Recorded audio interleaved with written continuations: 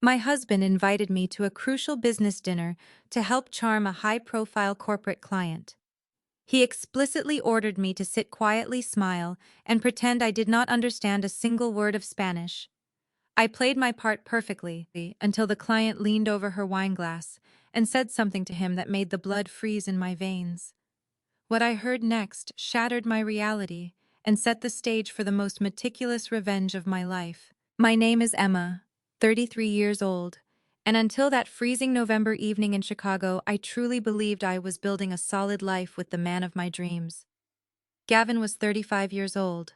He was a commercial real estate developer with a smile that could disarm a hostile boardroom and an ego that required constant daily feeding. We had been married for 4 years. From the outside, we looked like the ultimate modern success story. We lived in a beautiful townhouse in a highly desirable neighborhood. Gavin drove a luxury car and wore custom-tailored suits. He projected an image of absolute authority and endless wealth. I always supported him. I played the role of the quiet and supportive wife because I knew how much pressure he was under to maintain his image. I had no idea that his entire image and our entire marriage was nothing more than a carefully constructed facade. The reality of our situation began to unravel on the drive to a Michelin-starred restaurant in downtown Chicago. The winter wind was howling against the windows of Gavin's car, but the heated leather seats kept the chill away. Gavin gripped the steering wheel so tightly his knuckles were white. He was tense. His commercial real estate firm had been struggling for months over-leveraged on several risky waterfront developments. He needed a massive influx of capital to keep his company afloat. Tonight was the make-or-break moment. He was trying to secure a highly lucrative buyout from a massive Japanese tech conglomerate that wanted to expand its headquarters into the Midwest. However, the conglomerate had not sent a Japanese representative. They had sent the lead acquisitions director from their Latin American division. Her name was Carmen. Gavin had spent the entire week preparing for this meeting, obsessing over every detail of the financial projections and the restaurant reservations. As he navigated the heavy Chicago traffic, his anxiety morphed into a condescending arrogance. He turned to me at a red light and looked me up and down. I was wearing a conservative navy blue dress, minimal makeup, and simple pearl earrings. I had deliberately chosen an outfit that would not draw attention. Gavin nodded in approval before delivering his instructions. "Listen to me very carefully, Emma," he said, his tone clipped and authoritative. "This dinner is the most important meeting of my entire career. Carmen is a high-level executive, and she does not have time for small talk about domestic life. I need you to just sit there, look pretty, and do not embarrass me. You do not know the first thing about international finance, let alone their language. Let me handle the talking. Just smile and pour the water." I looked at my husband of 4 years. He was speaking to me as if I were a slightly dim-witted intern who had stumbled into a corporate boardroom by mistake. He completely dismissed my intelligence and my value. But I loved him, and I knew how stressed he was about the looming threat of bankruptcy. I swallowed my pride. I gave him a soft, docile smile and nodded my head. I promised him I would be on my best behavior. I told him I just wanted to be there to support him. He patted my knee, absent-mindedly satisfied that his obedient wife understood her place. We handed the keys to the valet and stepped into the warm, elegant foyer of the restaurant. The air smelled of expensive truffles and aged wine. The lighting was perfectly dim, casting a golden glow over the white tablecloths and crystal glasses. The maitre d' guided us to a private booth in the back of the dining room. It was a space designed for wealthy people to conduct quiet and confidential business. Gavin ordered an incredibly expensive bottle of red wine before our guest even arrived, wanting to project an image of effortless prosperity. He adjusted his silk tie and continuously checked his heavy silver watch. 10 minutes later, Carmen arrived. She was stunning. She looked to be in her late 30s, wearing a sharply tailored crimson suit that hugged her figure perfectly. Her dark hair was pulled back into a sleek bun, and her makeup was flawless. She moved with the predatory confidence of a woman who was entirely used to getting exactly what she wanted in male-dominated industries. Gavin immediately stood up, buttoning his suit jacket, and practically tripped over himself to pull out her chair. Carmen accepted his greeting with a cool, practiced smile. When Gavin introduced me, her dark eyes swept over my simple navy dress and my quiet demeanor. She looked at me the way someone might look at a moderately interesting piece of hotel furniture. She offered a brief dismissive nod and immediately turned her full attention back to Gavin. The dinner began in English. Gavin poured the wine and launched into his carefully rehearsed pitch. He talked about the waterfront development project with overwhelming confidence. He painted a picture of a vibrant commercial hub that would yield massive returns for the Japanese conglomerate. He threw around financial jargon, capitalization rates, zoning variances, and projected revenue streams. Through it all, I played my assigned role flawlessly. I sat quietly with my hands folded in my lap. I offered gentle smiles. I made sure Gavin's water glass was always full. I did not speak unless spoken to, which was incredibly rare considering Carmen completely ignored my existence. As the appetizers arrived, the dynamic at the table began to shift. The formal business posturing slowly melted away, replaced by a strange and intimate familiarity between my husband and this foreign executive. Carmen leaned forward, resting her elbows on the table. She completely invaded Gavin's personal space. Her eyes locked onto his, and she casually switched the conversation from English to Spanish. Gavin did not miss a beat. He responded in perfectly fluent Spanish, his voice dropping to a lower, more relaxed register. They both assumed I was exactly what Gavin had claimed I was. A boring, ordinary woman who lacked the education or worldly experience to understand a single syllable of a foreign language. They thought I was sitting there deaf and blind to the world around me. They thought I was entirely isolated in my own ignorance. I maintained my blank, pleasant smile. I carefully cut a small piece of my salad and chewed it slowly. I watched as Carmen trailed a manicured fingernail along the base of her wine glass. Her professional mask completely vanished, replaced by a mocking, cruel amusement. She looked directly at me with a smirk, then turned her gaze back to my husband. The words she spoke next in her native tongue hit me with the force of a physical blow, tearing through the illusion of my happy marriage and exposing a level of deception I never could have imagined. "She is exactly as dull and pathetic as you described, my love," Carmen said, her voice dropping into a smooth Spanish that flowed over the candlelit table. "How much longer do we have to play this game?" I kept my eyes fixed politely on the breadbasket in front of me.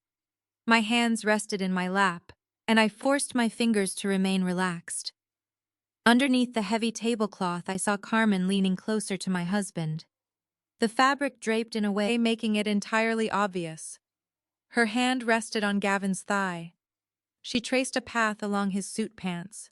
It made my stomach churn with a sickening combination of disgust and horror. They sat right in front of me, speaking a language they were absolutely certain I did not understand. He thought my entire existence revolved around reviewing spreadsheets and organizing our suburban household. He was so blinded by his own ego that he never bothered to look past the carefully curated version of myself I presented to him. I watched Gavin slowly lean back in his expensive leather chair. He looked incredibly handsome in the dim restaurant lighting, the golden glow catching the sharp angles of his jaw. But now looking at him, I felt like I was staring at a complete stranger. Gavin let out a low, rich chuckle. He picked up his crystal wine glass, swirling the dark red liquid before taking a slow, appreciative sip. He did not look nervous or guilty. He looked like a man who was entirely in control of his universe, thoroughly enjoying a private joke at my expense. "Just until the end of the month," Gavin replied. His Spanish was utterly flawless, carrying the polished, educated accent of a man who spent considerable time in Europe. I felt the air leave my lungs, but I forced myself to take a slow, shallow breath, maintaining the pleasant, vacant smile he had instructed me to wear. "Once she signs over the rights to her financial algorithm," Gavin continued, "I will finalize the $2 million we already moved from her family trust through our offshore structure. Then I am filing for divorce and we are taking the company to Madrid." The world seemed to stop spinning. The gentle clinking of silverware and the soft jazz playing through the hidden speakers faded into a dull static in my ears. My own blood ran completely ice-cold. I felt a sudden numbness spread from my chest down to my fingertips. I was going to steal my financial algorithm. This was the proprietary forecasting software I had spent 3 years developing in my home office. I let him take public credit to support his career. I had trusted him blindly, believing we were building our future together.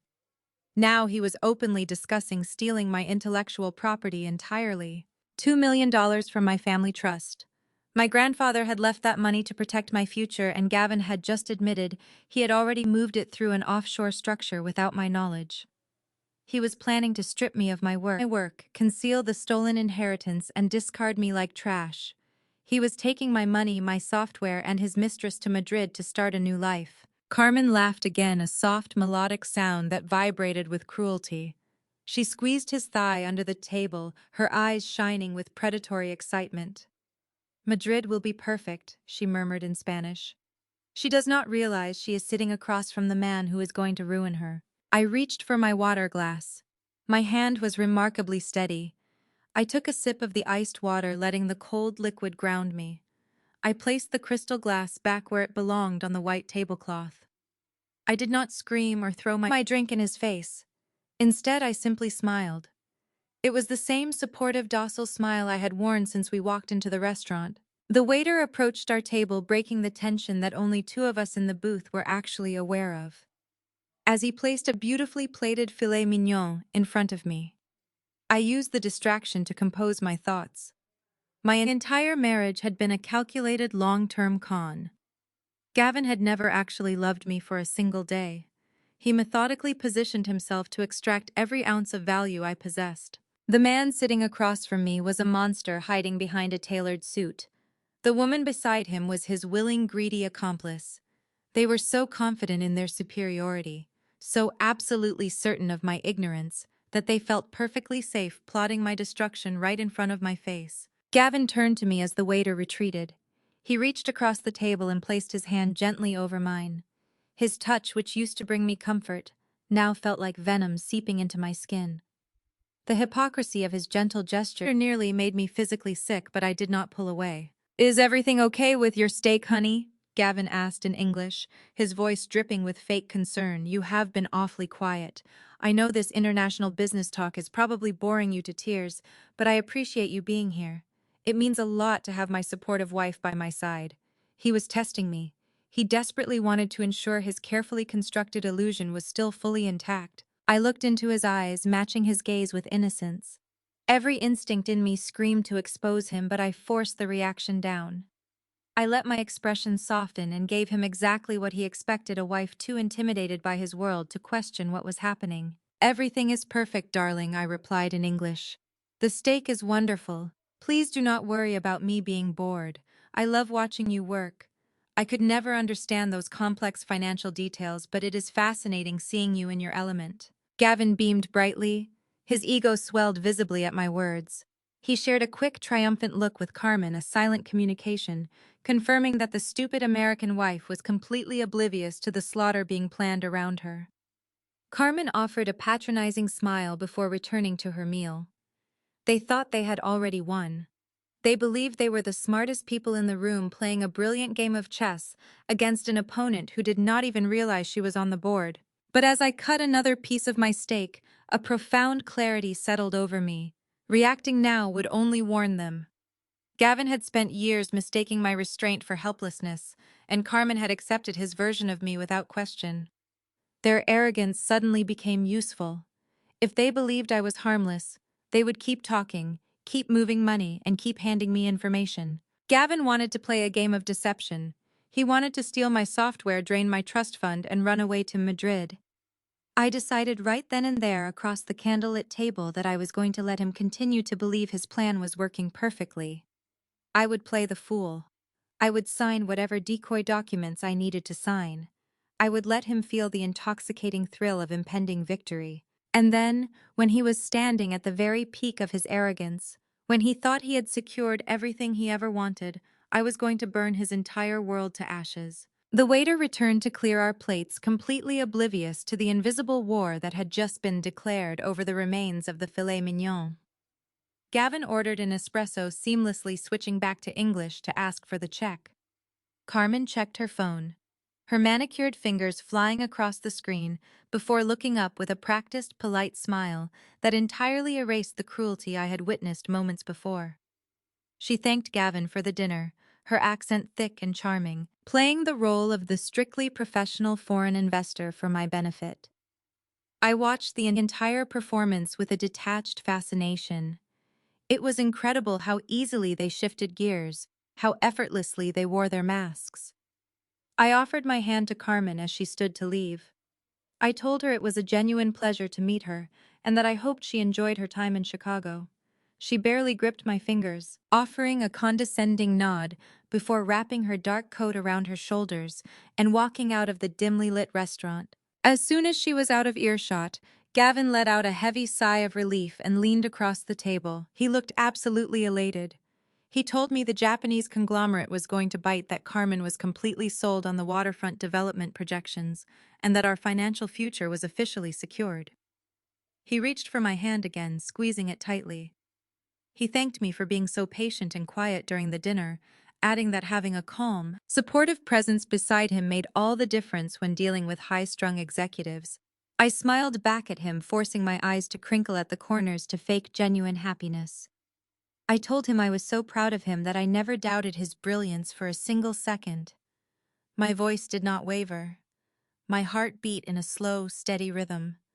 The woman who had walked into this restaurant an hour ago was gone. In her place was someone who had stopped listening as a wife and started memorizing every inconsistency as evidence. We stepped out of the warm restaurant and into the biting cold of the Chicago night. The wind whipped down the street, carrying the scent of exhaust and approaching snow. We stood under the awning waiting for the valet to bring the car. Gavin was buzzing with adrenaline. He bounced slightly on his heels, pulling his wool overcoat tight against the wind. He did not ask if I was cold. He did not offer me his scarf. He was entirely consumed by his own perceived triumph. When the valet pulled up in Gavin's dark gray luxury sedan, my husband handed the young man a generous tip with a magnanimous flourish. He loved playing the role of the wealthy benefactor, projecting an image of limitless resources, even while secretly plotting to steal from his own wife to cover his mounting debts. I slid into the passenger seat, the heavy door closing and shutting out the noise of the city. The interior smelled of expensive leather and Gavin's signature cologne, a scent that suddenly made me feel nauseous. As we pulled out into the traffic on Michigan Avenue, Gavin turned up the heat and let out another long, self-satisfied breath. He kept his eyes on the road, the streetlights illuminating the sharp profile I had once loved so deeply. He started complaining, slipping effortlessly into his favorite role as the exhausted, overworked provider. He talked about how draining it was to carry the weight of our household, how exhausting it was to constantly negotiate with foreign investors, and how much pressure he was under to keep our lifestyle afloat. I turned my head to look at him, resting my cheek against the cold glass of the window. I let my voice drop into a soft, apologetic register. I told him I was so sorry he had to carry such a heavy burden. I said I wished I could do more to help him, but I knew my simple administrative skills were nothing compared to his complex corporate dealings. I played the naive, grateful wife perfectly.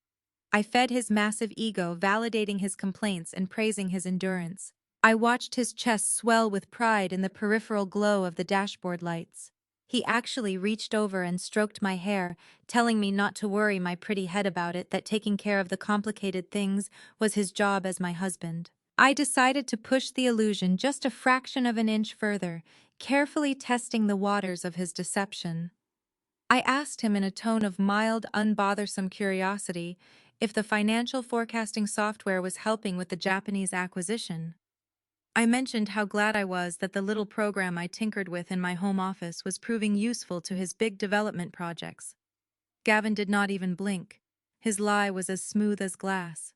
He chuckled patronizingly and told me that my initial spreadsheet organization was a cute starting point, but his engineering team had to completely rebuild the algorithms from scratch to make it functional for real-world commercial real estate. He said it was highly technical work, far beyond what my original formulas could handle. I nodded slowly, looking back out the window at the passing skyscrapers. His answer told me exactly how he intended to rewrite our history. The program had begun as my work created quietly in my home office long before he started presenting it as a corporate achievement, yet he was already reducing my contribution to a cute little spreadsheet. I did not challenge him. I let him believe I accepted the story. If he was willing to erase my role this casually in conversation, then the paperwork he planned to put in front of me would be far worse. I filed the lie away with everything else I had heard that night and kept my face perfectly calm. My thoughts drifted to the family trust he had mentioned at the dinner table. The $2 million. My grandfather had established the trust specifically for my future, locking it away until I turned 33. That birthday had passed only 2 months ago. Gavin had been unusually attentive around it, suggesting we meet with our wealth manager before the holidays and discuss integrating the trust into our broader financial portfolio.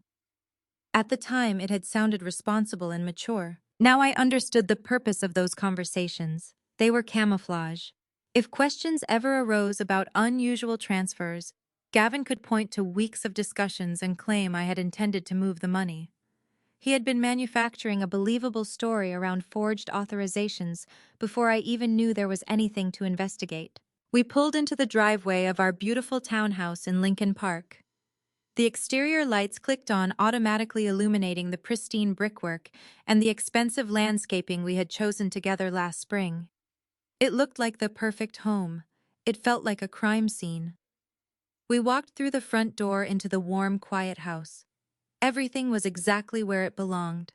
The expensive artwork on the walls, the plush rugs, the gleaming kitchen counters. Gavin tossed his keys onto the entry table and immediately walked to the bar cart in the living room to pour himself a glass of scotch. He did not offer me one. He loosened his tie and unbuttoned his collar, letting out a long, dramatic sigh. He told me he had a few more emails to send to Tokyo before he could sleep, dismissing me to head upstairs alone. I told him not to work too late, and quietly walked up the carpeted stairs. I entered our master bedroom, the space we had shared for 4 years, and slowly closed the door behind me. I walked into my closet and changed out of the navy blue dress. I felt a strange, profound sense of calm settling deep into my bones. The weeping, devastated wife Gavin might have expected if I had confronted him at the restaurant did not exist. I knew he had a site visit scheduled for 10 o'clock tomorrow morning. I knew he would be out of the house for at least 3 hours. As I slipped into my pajamas and sat on the edge of the bed, I stared at the closed door of his home office down the hall. Tomorrow morning, the quiet, naive wife was going to stay in bed, and the forensic auditor was going to go to work. The next morning arrived with the pale gray light typical of a Chicago winter. I lay completely still in our king-sized bed, listening to the rhythmic sound of the shower running in the master bathroom. Gavin was humming a cheerful tune over the sound of the running water. It was an upbeat melody that made my skin crawl. He was a man waking up to a world he believed he had entirely conquered. I kept my breathing slow and even staring at the intricate plaster molding on the ceiling. I had barely slept, but my mind was sharper than it had been in years. When the shower turned off, I threw back the heavy duvet and slipped into my plush robe. I walked downstairs to the kitchen to play the role of the devoted wife one last time. I brewed his favorite dark roast coffee and toasted an artisan bagel, arranging everything perfectly on the marble island. Gavin came down the stairs 15 minutes later, smelling of expensive cedar body wash and freshly pressed wool. He looked like a magazine advertisement for corporate success. He grabbed the travel mug of coffee and kissed me quickly on the cheek. He told me he had a site visit at the new waterfront property and would be tied up in meetings with his contractors all morning. He said he probably would not be reachable until after lunch. I smiled warmly and adjusted the lapel of his tailored coat. I told him to have a wonderful day and to stay warm in the biting wind. I stood in the foyer and watched through the sidelight windows as he climbed into his luxury sedan and backed out of the driveway. The heavy mahogany front door clicked shut. The locking mechanism engaged with a solid, definitive thud. I stood in the silence of the empty house for a long moment. Then I let the soft, supportive smile slowly melt off my face.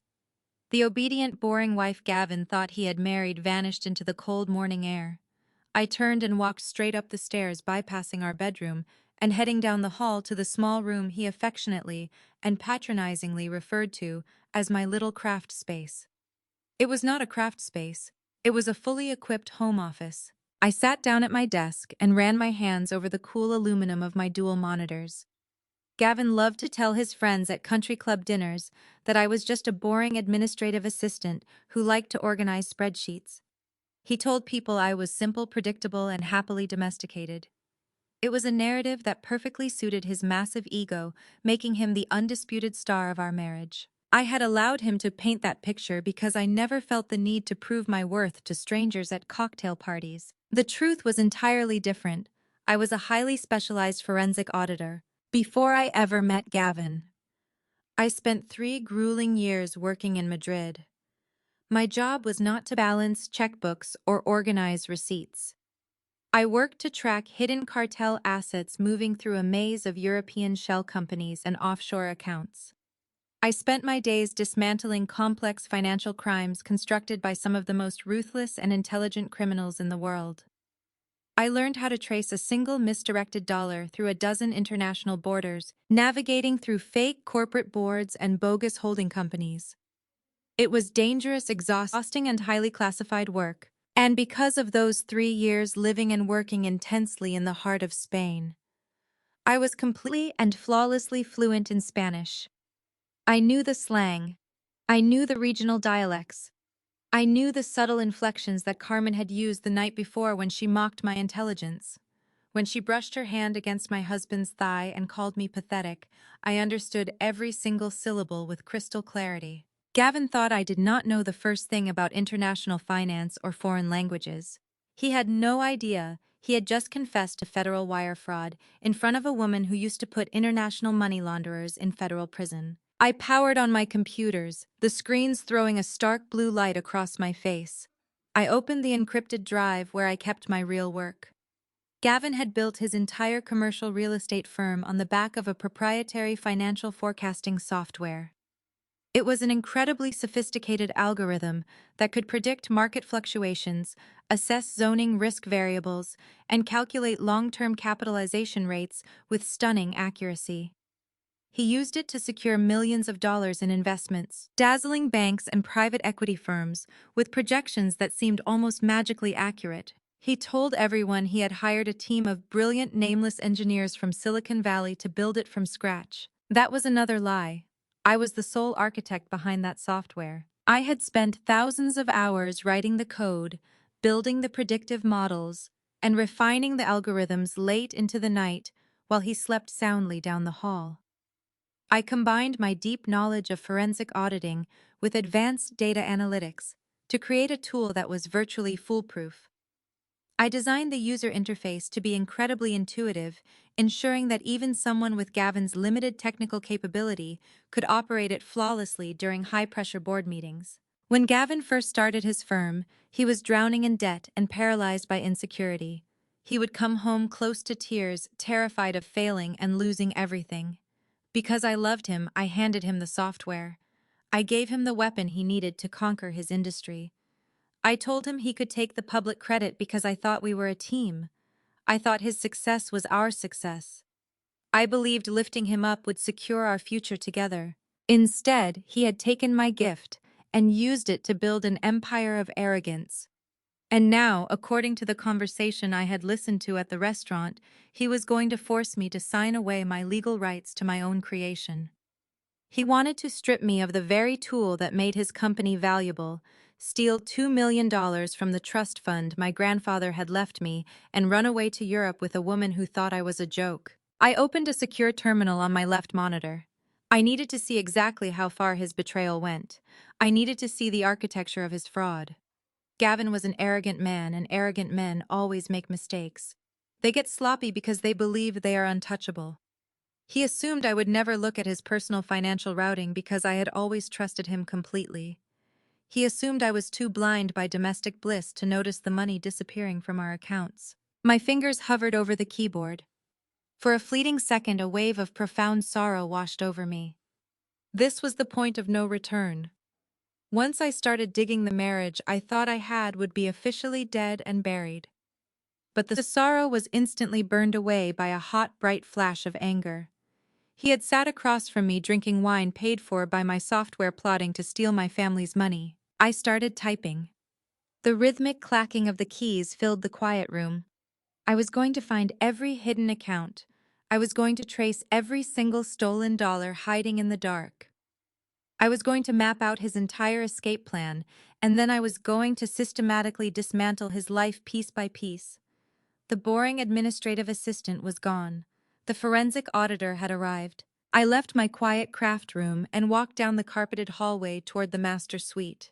Gavin kept a massive mahogany desk in the corner of our bedroom, an imposing piece of furniture that he claimed made him feel like a true executive. He liked to work there in the evenings, sipping expensive bourbon and acting as though the entire commercial real estate market rested squarely on his shoulders. I sat down in his heavy leather chair and pressed the power button on his sleek desktop computer. A password prompt appeared on the screen. Gavin was a man who believed he was infinitely smarter than everyone else, which meant he was incredibly predictable. He used the name of his childhood dog, combined with the year his company secured its first major lease. I typed the characters into the prompt and hit enter. The screen unlocked instantly, granting me full access to his entire digital life. My first target was our primary joint checking account.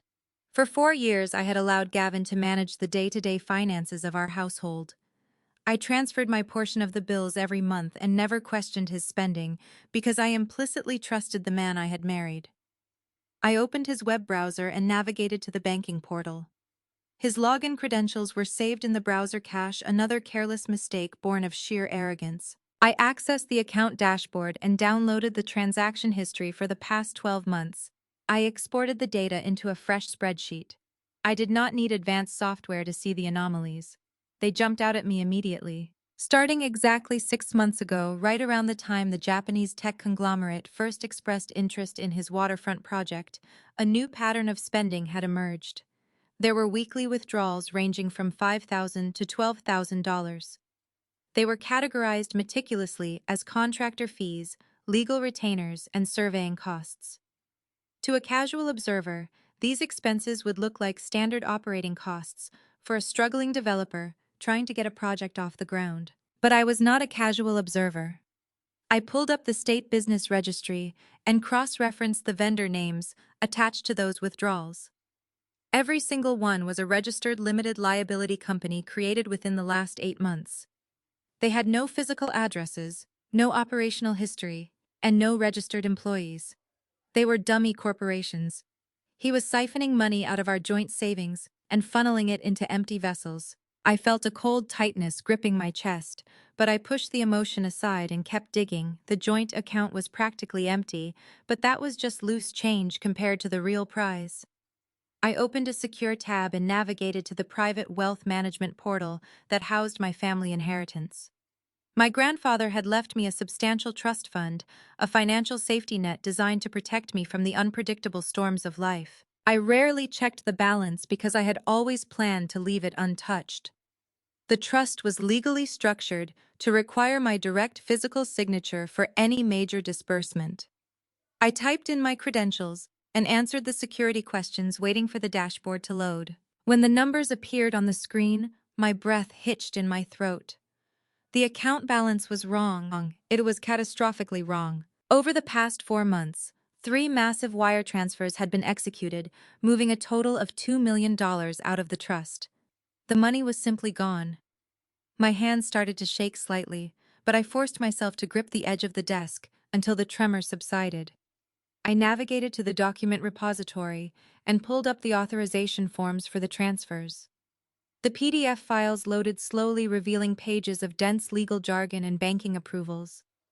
I scrolled to the signature blocks. There, stark and black against the bright white screen, was my name on documents I had never signed. It was a spectacular forgery. The slant of the letters, the pressure of the pen strokes, the slight hesitation on the final curve of my name. It was an absolutely perfect replica of my handwriting. Gavin had spent countless hours practicing my signature, likely studying old tax returns, until he could reproduce it flawlessly. He had taken these forged documents to a notary public, someone he paid off or manipulated, and used them to bypass the security protocols on my trust. I had stolen my money with the cold, calculated precision of a career criminal. I downloaded every single forged document, saving them to an encrypted flash drive I had retrieved from my own office. I needed to know exactly where my grandfather's money was going. I opened the wire transfer receipts and isolated the routing numbers. The funds had not stayed in the United States. Gavin had bounced the money through two domestic shell companies to obscure the origin, a classic layering technique used by money launderers to break the financial trail. But layering only works if the person tracking the money does not know how to look for the invisible threads. I leaned closer to the monitor, scanning the digital routing codes. The money had moved from Chicago to Delaware, then to a holding account in the Cayman Islands. From there, it had been wired directly into a corporate account held by a prominent bank in Madrid, Spain. I recognized the banking institution immediately from my days working overseas. I opened a professional corporate ownership database I still had authorized access to through my old forensic auditing network. It tracked international company structures and beneficial ownership records. I typed in the routing number of the Madrid account and initiated the search protocol. A progress bar crawled across the screen, matching the rapid beating of my heart. I knew what I was going to find, but seeing it displayed in stark text made the betrayal feel absolute. The Madrid account was registered to a private holding company called Vista Capital Investments. I clicked on the Corporate Officers tab, pulling the registration documents filed with the Spanish government. The primary shareholder, the sole owner of the corporate entity receiving my stolen inheritance, was Carmen. Gavin was not just cheating on me. He was actively financing his mistress, using the money my grandfather had worked his entire life to save for me. He was draining my trust fund to build a golden parachute for his new life in Europe. He had smiled at me over dinner, kissed my cheek this morning, and told me he loved me, all while systematically dismantling my financial security. The sheer audacity of his plan was breathtaking. He actually believed he was going to get away with it. I believed I was too stupid to question the disappearing funds. I leaned back in the heavy leather chair, the glow of the monitors reflecting off my face. The sorrow I had felt earlier that morning was completely eradicated, burned away by a cold, calculating fury. He had underestimated me in the most catastrophic way possible. I safely ejected my encrypted flash drive, securing the digital evidence of his grand larceny and federal wire fraud. I cleared the browser history, wiped the temporary cache, and locked the computer screen, leaving his desktop exactly as I had found it. The trap was set, and I was going to watch him fall. I stood up, smoothed my robe, and prepared to play my next role flawlessly. I quietly left the home office, closing the heavy wooden door softly behind me. I walked slowly into the master bathroom, dropping my plush robe to the tiled floor, and stepped directly into a scalding hot shower. I desperately needed the intense heat to wash away the lingering chill of what I had just discovered. I stood under the spray for a long time, letting the water run over my face as I compartmentalized the betrayal. When I finally stepped out, I dressed in a pair of simple jeans and a soft gray sweater. It was the comfortable, unassuming uniform of the quiet, obedient housewife Gavin and his elitist family expected me to be. I headed downstairs to the kitchen to pour myself a fresh cup of coffee, desperate for a moment of silence to process the sheer magnitude of the theft I had just uncovered on his computer. I had barely taken my first sip when the sharp, demanding chime of the doorbell shattered the quiet of the house. I glanced at the security monitor mounted on the kitchen wall. Standing impatiently on the front porch was Beatrice, Gavin's mother. She was wearing a tailored, camel-colored cashmere coat and clutching a structured designer handbag, her posture rigid and impatient. She looked as though she were preparing to rigorously inspect a moderately disappointing hotel room rather than casually visiting her own son's home. Beatrice never called before she visited. She firmly believed that as the matriarch of the family, our home was simply an extension of her own territory, and she was entitled to drop in whenever she pleased to ensure I was maintaining it to her exacting standards. I took a slow, grounding breath. I fixed a pleasant, welcoming smile on my face, walked down the hallway, and opened the heavy front door. Beatrice stepped inside without waiting for an invitation. She immediately began wiping her expensive leather boots vigorously on the welcome mat, despite the fact that the walkways outside were completely dry. "Emma, dear," she said, her sharp voice carrying that familiar, heavily condescending tilt. "You look incredibly tired. Are you not sleeping well at night? You really should take better care of yourself." Gavin desperately needs a wife with boundless energy, not someone who looks completely washed out by 10 o'clock in the morning. I am perfectly fine, Beatrice, I replied, keeping my tone perfectly even and extremely polite. Thank you for checking on me. Would you like to come into the kitchen? I just brewed a fresh pot of coffee. She handed me her coat without looking at me, expecting me to hang it up in the hall closet like a coat check attendant. I obliged silently, marveling at her absolute sense of entitlement. When I joined her in the kitchen, she had already taken a seat at the marble island. She placed her designer bag on one of the bar stools and set her silver tablet flat on the counter in front of her. Beatrice embodied the toxic elitist enabler. She had spent her entire life shielding Gavin from the consequences of his own arrogance, funding his early failures and blaming everyone else when things went wrong.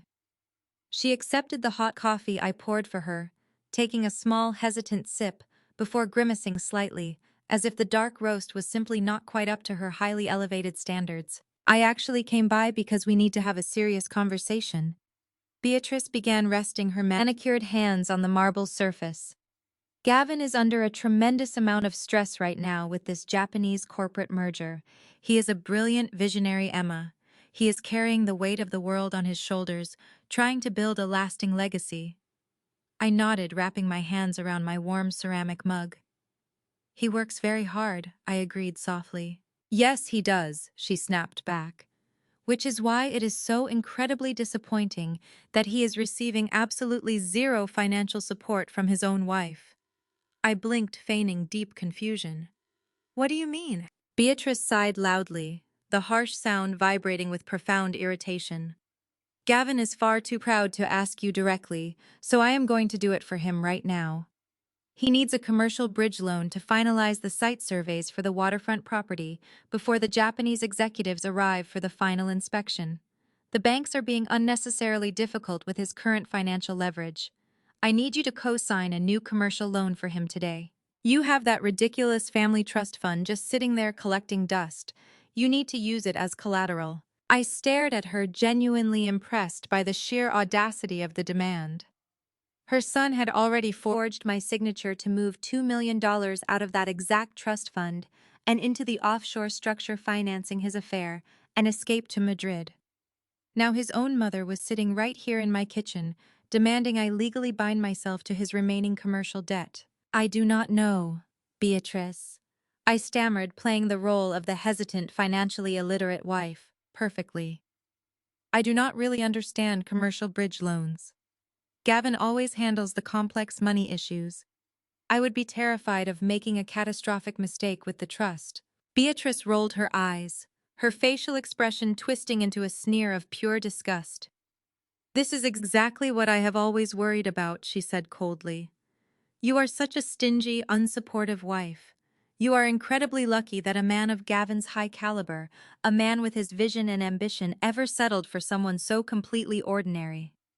The absolute least you can do is sign a simple piece of paper to help him secure his future.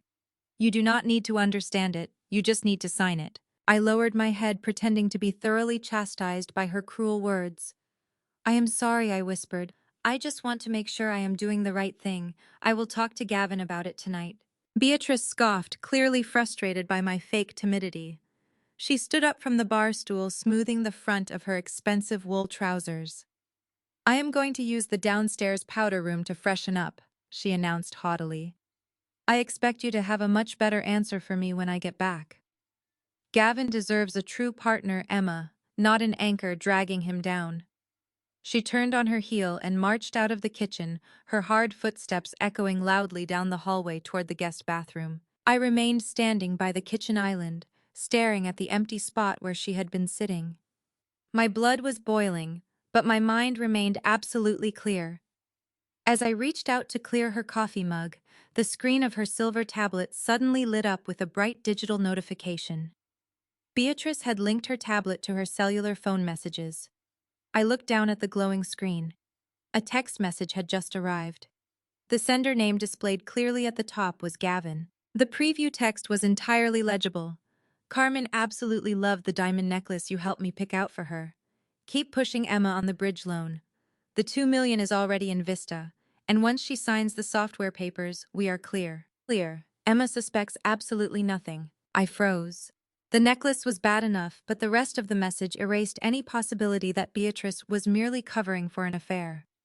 Gavin had named Vista the Madrid holding company, receiving my stolen trust money, and he was instructing his mother to pressure me into pledging the same trust as collateral. She knew about the money. She knew about the software transfer. She knew there was an endgame. The betrayal deepened with brutal clarity. Beatrice was not simply an overbearing mother who spoiled her son and looked the other way. She was helping him keep me compliant while he stripped away my financial protection. She had helped select jewelry for Carmen, pushed the bridge loan, and now had a written message tying her directly to Vista and the $2 million. I heard the powder room door unlock down the hall. I did not touch the tablet. I memorized the visible message, lifted my own phone as if checking the time, and quietly captured the screen from where I stood. By the time Beatrice's footsteps reached the kitchen, my expression was calm again. I finally had evidence that her cruelty was not merely personal, it was part of Gavin's plan. I suddenly heard the distinct sound of the bathroom door unlocking down the long hall. Beatrice was coming back. I did not panic at all. I simply picked up the coffee mug, turned my back to the tablet, and walked over to the stainless steel sink. I turned on the metal faucet, letting the warm, rushing water wash completely over the white ceramic. My reflection in the glass window above the sink showed a woman who looked perfectly calm, perfectly ordinary, and perfectly harmless. Beatrice strode confidently back into the kitchen, entirely unaware that she had just handed me the final damning piece of the puzzle. She grabbed her tablet, slipping it into her designer handbag with a sharp, dismissive movement. "Oh," she demanded loudly. "Are you finally going to be a supportive wife or not?" I turned around and dried my hands on a soft kitchen towel. I offered her a soft, compliant smile, masking the absolute inferno raging behind my eyes. "You are absolutely right, Beatrice," I said very gently. "I am so lucky to have Gavin. I will look at whatever financial documents he brings home today. I just want to be a good partner to him." Beatrice offered a tight, victorious smirk. She told me it was about time I finally showed some proper gratitude for my life, turned around, and walked directly out the heavy front door. As the heavy metal lock clicked shut, I realized my impending, meticulously planned revenge would not just be against Gavin alone. I was going to utterly destroy her too. The rest of the afternoon stretched before me, like an empty canvas, waiting for a master plan. I moved through our meticulously decorated house, cleaning up the coffee cups and wiping down the marble island where Beatrice had delivered her venomous performance. My hands moved with automatic precision while my mind worked through the cold, hard logistics of my survival. Gavin would be coming home soon. I needed to construct the perfect emotional armor before he walked through the door. I went upstairs and changed into a soft cashmere lounge set. I applied just enough makeup to look fresh but slightly tired, exactly how a devoted, stressed housewife should look when worrying about her husband's demanding career. The heavy front door opened shortly after 6 o'clock in the evening. Gavin stepped into the foyer carrying his leather briefcase. He looked exhausted, rubbing the back of his neck and letting out a long, theatrical groan as he dropped his keys onto the entry table. I walked down the hallway to greet him, plastering that same warm, compliant smile on my face. I wrapped my arms around his waist and rested my head against his chest. He kissed the top of my head, smelling of expensive cologne and the crisp winter air. "It was a brutal day," he muttered, tossing his overcoat over the banister. "The Japanese acquisitions team is demanding a mountain of preliminary compliance paperwork before they will even consider looking at the final site surveys. The legal red tape is suffocating me." I pulled back slightly and looked up into his eyes, projecting nothing but pure, unadulterated sympathy. "I am so sorry, darling," I whispered softly. "I know how hard you are working for our future. Is there anything I can do to help ease the burden?" A subtle, almost imperceptible shift occurred in his posture. It was the physical manifestation of a predator sensing that the trap was perfectly primed. He let out another heavy sigh and walked toward the kitchen. "Actually," he said, dropping his heavy leather briefcase onto the kitchen island, "there is one tedious thing we need to get out of the way tonight. It is just administrative nonsense, but their legal department is breathing down my neck." Hayan snapped the brass buckles of the briefcase and pulled out a remarkably thick stack of legal documents. They were printed on heavy cream-colored paper bound together with thick black binder clips. I could see dozens of bright yellow sticky notes protruding from the edges of the pages marking various signature lines. He pushed the massive stack across the smooth marble surface toward me. He tapped the top page with his index finger, offering me a tired, reassuring smile. These are just the routine tax filings and the standard liability waivers for the new Japanese acquisition, Gavin explained casually. Because we file our taxes jointly, and my commercial firm is technically tied to our marital assets, the conglomerate requires your signature on the spousal acknowledgement forms. It basically just states that you are aware of the merger and will not hold their holding company liable for any sudden market fluctuations. I stared down at the imposing stack of paper. To any ordinary person, the sheer volume of dense legal text would look incredibly intimidating. It was designed to overwhelm the reader, to make them surrender to the fatigue of trying to understand it and simply sign blindly. I do not know, Gavin, I said, letting my voice waver slightly with fake anxiety. This looks incredibly complicated. Are you sure I should be signing something this thick without reading it? I am so terrible with all this corporate terminology. Gavin chuckled, a low, patronizing sound that grated against my eardrums. He walked around the island and stood behind me, resting his large hands on my shoulders. He massaged my tense muscles, playing the role of the comforting, brilliant provider, guiding his simple-minded wife through a complex adult world. I know, complex corporate law gives you a headache, honey, he said, his voice dropping into a soothing, condescending rhythm. Do not worry your pretty head about reading all of this useless legal jargon. It is basically just boilerplate language my lawyers drafted to satisfy the foreign investors. I have already reviewed every single page. You just need to sign where the yellow sticky notes are, and I will take care of the rest. I picked up a sleek metal pen from the counter, holding it loosely in my hand. I reached for the first page, slowly flipping through the initial stack. I acted as though I were aimlessly scanning the paragraphs, intimidated by the formatting. In reality, my trained eyes were moving with ruthless efficiency. Years of working as a forensic auditor had conditioned my brain to cut through the bloated, distracting language of corporate contracts. I knew exactly how predatory lawyers hid malicious clauses inside seemingly benign paragraphs. I flipped past the standard non-disclosure agreements. I skimmed over the generic tax liability waivers, and then buried deep within the third section of the stack, carefully sandwiched between a routine environmental compliance waiver and a standard arbitration agreement, I found the poison pill. It was a 7-page document titled Intellectual Property Transfer and Relinquishment of Rights. My breath caught perfectly in my throat, though I masked the physical reaction by coughing lightly into my hand. I stared at the dense block of text, rapidly decoding the legal mechanism Gavin had constructed. The document explicitly stated that I, the undersigned, was voluntarily transferring total, irrevocable ownership of my proprietary financial forecasting software entirely to his commercial real estate firm. The wording was incredibly aggressive. It stated that I acknowledged the software was a product of his company resources, thereby surrendering any claim to intellectual property rights, future royalties, or independent licensing revenue. If I signed this specific piece of paper, the algorithm I had spent 3 years building in my home office would belong completely and exclusively to Gavin. He would be free to package it, sell it to the Japanese conglomerate, and walk away with millions of dollars in corporate valuation while leaving me with absolutely nothing. He had strategically placed a yellow sticky note right next to the signature line at the very bottom of the final page, waiting for me to blindly hand over my life's work. I felt a cold, hard knot of pure hatred settle into my stomach. The sheer audacity of his deception was breathtaking. He was standing right behind me, massaging my shoulders, gently encouraging me to sign away my intellectual property so he could finalize his escape plan to Madrid with Carmen. I tapped the metal pen against the marble counter, letting out a long, frustrated sigh. I flipped the stack of papers closed and rubbed my temples, projecting an image of total mental exhaustion. You are right, Gavin, I said, making my voice sound incredibly strained and tired. Looking at all this tiny print is already giving me a terrible migraine.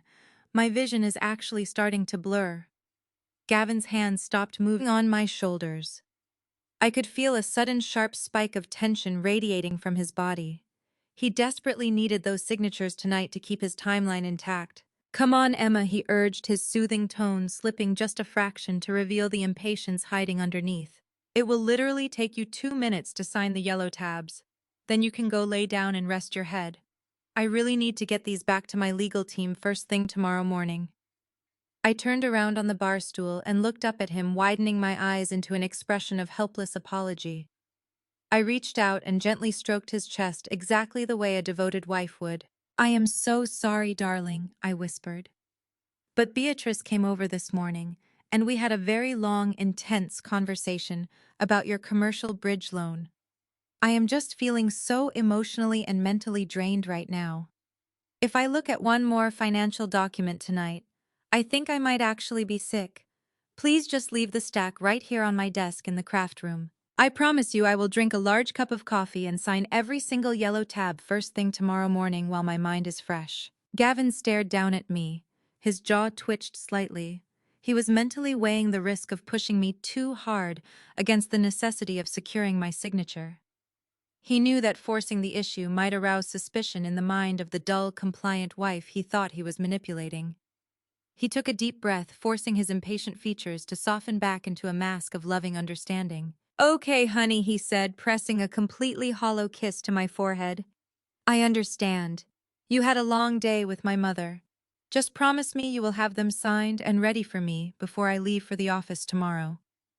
The Japanese acquisition team is waiting on these specific liability waivers."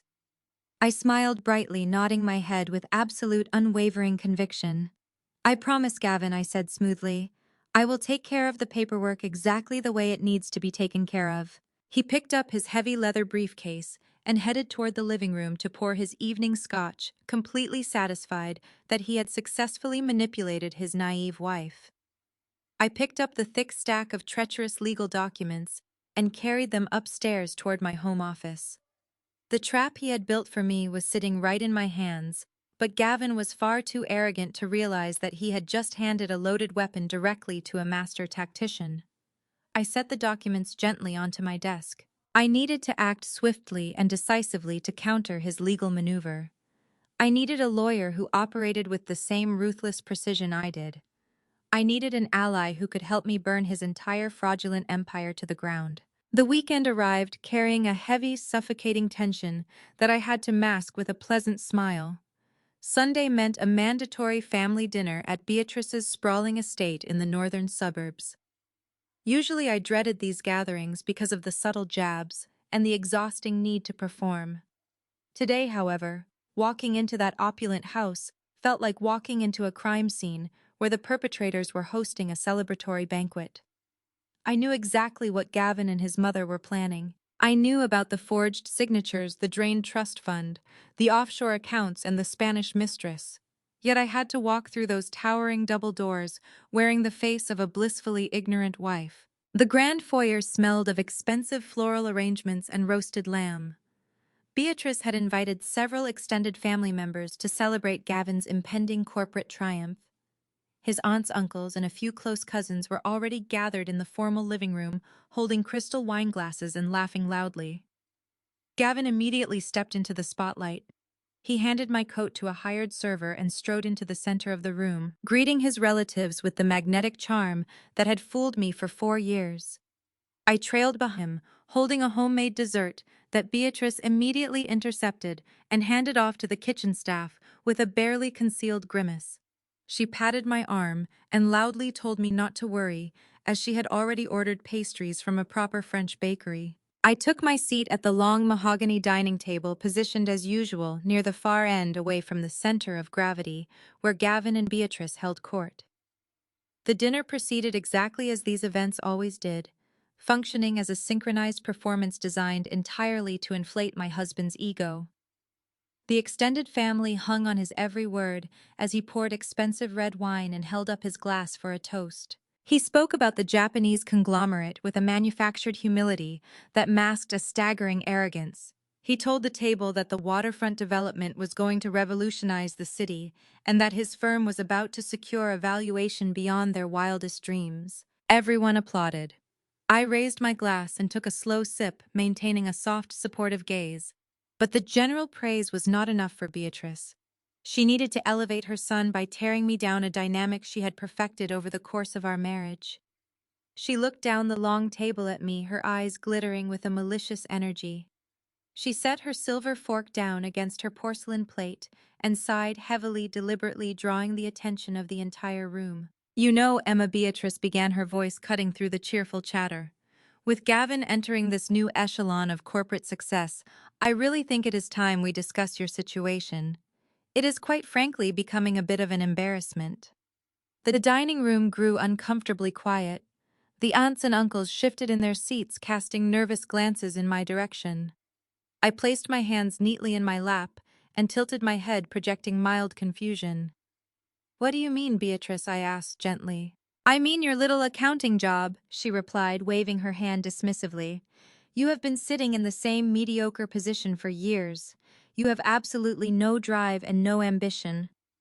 It was fine when Gavin was just starting out, but now he is negotiating with international billionaires. Having a wife who organizes spreadsheets for a living does not project the right image for a man of his stature." Gavin chuckled, leaning back in his chair. He did not defend me. Instead, he joined the attack, feeding off his mother's cruelty. "Now, Mom, do not be too hard on her," he said, his tone dripping with fake sympathy. "Emma tries her best, but the corporate world is just too fast-paced for some people. Not everyone has the capacity for high-level strategy. She is much better suited to quiet, simple tasks." I felt a hot flash of anger ignite in my chest, but I kept my breathing perfectly even. The man sitting at the head of the table was currently trying to steal the very financial algorithm I had written, the exact high-level strategy that was making his mega merger possible. He was calling me simple-minded, while actively building his entire future on the back of my intellectual property. "I just think she should quit working altogether," Beatrice announced loudly to the table. "Gavin is going to need a proper wife to host executive dinners and manage a significantly larger household. You should stay home, Emma. Focus on keeping the house clean and making sure Gavin has a peaceful environment to return to after dealing with actual professionals all day. It would be a much better use of your limited skill set." The public humiliation was intended to break my spirit, to make me feel so small and dependent that I would never question their authority. A few family members offered tight, sympathetic smiles, but no one dared to contradict the matriarch. They all waited for my reaction, expecting me to flush with embarrassment or quietly excuse myself to the restroom in tears. Instead, I looked directly at Gavin. I let a vulnerable, apologetic expression wash over my face. "You are right," I said softly. "Both of you. I know I am not nearly as brilliant or ambitious as Gavin. I am just so incredibly proud to support him in whatever way he needs." Gavin beamed. His chest literally puffed out under his tailored shirt. He looked at his mother with a triumphant smirk, confirming that the naive, compliant wife was perfectly under their control. And then he decided to twist the knife, unable to resist the thrill of his own private joke. "Speaking of brilliant professionals," Gavin said, redirecting the conversation back to himself. "The conglomerate sent over a new acquisitions director from their Latin American division, a Spanish associate named Carmen.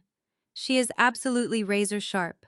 The way she handles international capital makes you realize what true ambition looks like." He looked right at me as he praised his mistress. He was flaunting his affair in front of my face, surrounded by his family, enjoying the sick thrill of hiding the truth in plain sight. Beatrice smiled knowingly, taking a delicate sip of her wine. She knew exactly who Carmen was. She had helped him pick out a diamond necklace for her just days ago. They were sharing a malicious, silent victory right across the dinner table. "It is truly inspiring, working with a woman of her caliber." Gavin continued, his voice thick with admiration. "She has such a massive worldly vision. It really highlights the difference between someone who plays in the minor leagues and someone who operates on a global scale." I was essentially comparing his brilliant, glamorous mistress to his dull, pathetic wife, laughing at my expense while his mother nodded in fervent agreement. I sat quietly, absorbing the abuse. I did not flinch. I did not frown. I simply nodded along, praising his good fortune to work with such talented people.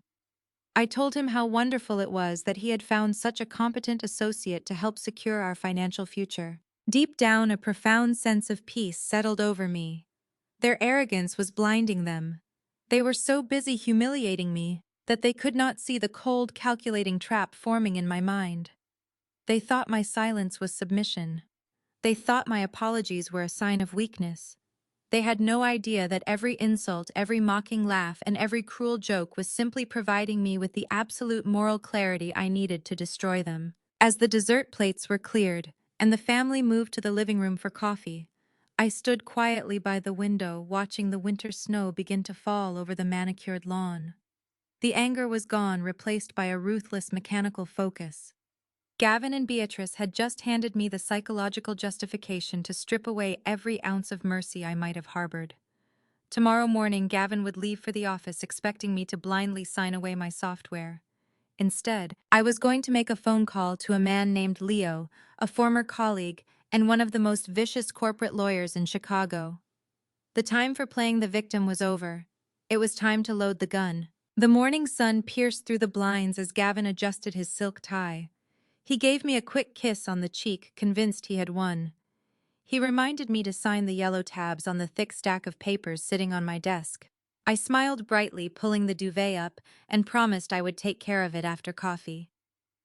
I listened to his footsteps descend the stairs and waited for the definitive slam of the front door. I needed him to leave so I could finally begin my work. As soon as the house was quiet, I retrieved the encrypted flash drive containing every piece of evidence I had gathered. I dressed in a sharp-tailored suit, something the dull housewife Emma would never wear. I called a private car and directed the driver to the financial district, specifically to a glass high-rise housing the most ruthless corporate law firm in the city. Leo was waiting in his corner office overlooking the Chicago River. We had worked together extensively during my forensic auditing days in Madrid. Leo was a corporate attorney specializing in dismantling international financial fraud. He was brilliant and fiercely loyal to the people he respected. When I walked through his door, he took one look at my face and told his secretary to hold all his calls. "You look exactly the way you looked right before we took down that cartel shell company in Spain," Leo said, gesturing for me to sit. "Who are we hunting today, Emma?" I sat down and placed the flash drive on the pristine surface of his desk. "We are hunting my husband," I replied evenly. Leo did not show a single ounce of surprise. He plugged the drive into his secure terminal and asked me to walk him through the architecture of the fraud. I told him about the dinner, the fluent Spanish conversation they thought I could not understand, and the upcoming mega merger. I explained how Gavin had been siphoning money from our joint accounts to fund empty dummy corporations. Then I told him to open the folder, labeled Family Trust. Leo clicked the mouse, his eyes scanning the digital documents rapidly. I watched his jaw tighten as he reviewed the wire transfer authorizations and the routing numbers bouncing from Delaware to the Cayman Islands and finally to the bank in Madrid. "He forged my signature 3 times," I stated quietly. "He moved $2 million out of my grandfather's trust through forged authorizations and into an offshore account registered to his mistress." Leo leaned back, rubbing his chin thoughtfully. He opened the next folder containing the captured tablet message, tying his mother directly to Vista and the pressure campaign. Finally, I instructed him to look at the massive document Gavin had presented demanding the total transfer of my proprietary forecasting software. "This is a bloodbath," Leo said, his voice laced with professional awe and deep personal disgust. "He is essentially handing you the murder weapon with his own fingerprints all over it. Emma, this is not just grounds for a brutal divorce. Gavin has committed federal wire fraud and grand larceny. Forging your signature on a multi-million-dollar trust disbursement carries severe federal prison time." "I know," I replied. "And I know I could take this evidence to federal investigators today and start the process immediately." Leo nodded, reaching for a legal pad. "That is the standard protocol. We file for emergency divorce, freeze all domestic assets, present this drive to the federal authorities, and let them tear his life apart. You walk away clean. It is the safest and most efficient way to handle this situation." I shook my head slowly, looking directly into his sharp eyes. "No, Leo," I said softly. "I do not want him to simply face a judge in a quiet courtroom. Gavin humiliated me in front of his family. He belittled my intelligence. He tried to steal my life's work to build a golden parachute for the woman he is sleeping with. A quiet arrest is far too merciful. I want him standing at the very pinnacle of his career when the ground opens up and swallows him whole. A slow, dangerous smile spread across Leo's face. He tossed his pen onto the desk and folded his hands. "I always loved working with you, Emma," he said warmly. "So how do we build the guillotine?" We spent the next 2 hours dissecting every single vulnerability in Gavin's corporate structure. I explained the mechanics of the upcoming merger with the Japanese tech conglomerate. If they discovered any hint of federal fraud within Gavin's firm, they would not just walk away, they would actively assist the authorities to protect their own corporate liability. "We need to talk about this intellectual property transfer," Leo said, tapping the screen where my software contract was displayed. "He needs you to sign this document to legally secure the algorithm for his company. If you refuse, he will know you are suspicious. He might panic and try to flee to Madrid before we can freeze the 2 million he already moved." "I am going to sign the document," I told him, leaning forward. "I am going to sign exactly where he put those bright yellow sticky notes. Emma, if you sign that contract, you are legally handing him the rights to your software. You cannot do that." "I can, if the entity he is transferring the rights to no longer exists," I replied. I walked him through the technicality I had discovered. The software was currently registered under a small holding company I had created years ago when I first developed the code. Gavin's contract was designed to transfer ownership from my holding company to his commercial real estate firm. What if I proposed you help me legally dissolve my holding company today? We transfer the algorithm patent to an entirely new blind trust that I control completely. By the time I sign Gavin's documents tomorrow morning, the original holding company will be legally dead. The contract he hands over to his lawyers will be transferring ownership from a ghost entity. It will be a completely worthless piece of paper. Leo stared at me for a long moment. He let out a loud bark of laughter, shaking his head in sheer disbelief. "It is brilliant," he admitted. "It is absolutely ironclad." He will take the signed contract to his legal team, they will file it with the state, and nobody will realize the underlying asset has already been shielded until it is far too late. He will be selling the Japanese conglomerate an empty box. "Exactly," I said. "While Gavin celebrates the deal, I want a clean evidence package prepared for federal investigators. The forged trust authorizations, the routing records, the Vista ownership documents, and the messages tying Beatrice to the pressure campaign. I also want the emergency asset freeze material ready for the moment we move." Leo drafted the corporate dissolution papers and trust transfer documents, but we deliberately stopped short of filing them. The sequence mattered. If we moved the software too early and Gavin's lawyers performed an ownership check, he might discover the change before I controlled the merger audit or captured a direct confession. The protective structure had to be ready and capable of going live in minutes. When I stood to leave, Leo slid the unsigned filing packet into a red folder and locked it in his desk. "I will keep everything staged," he said. "You call me when you have the audit position and the recording. Then I file. Not 1 minute earlier." I nodded. That was the difference between revenge and a trap timing. I returned home with the original transfer papers still unsigned. Gavin complained, but I blamed the migraine and promised to finish them before the final compliance deadline. He was irritated, not suspicious. The following morning, with his poison pill contract still waiting on my desk, I opened my encrypted terminal and went looking for the structural weakness in his merger. I began by mapping out the corporate hierarchy of the Japanese entity Gavin was so desperate to impress. They were a massive holding group operating through dozens of international subsidiaries. The division handling Gavin's commercial real estate buyout was their Latin American branch, which explained Carmen's presence as the lead acquisitions director. But massive corporate conglomerates are rarely careless with their capital, especially when expanding into new foreign markets. They operate under incredibly strict international compliance laws. I spent hours digging through the public filings, shareholder reports, and regulatory frameworks associated with the parent company in Tokyo. My eyes scanned pages of dense financial reporting standards, looking for the operational protocols they use during overseas acquisitions.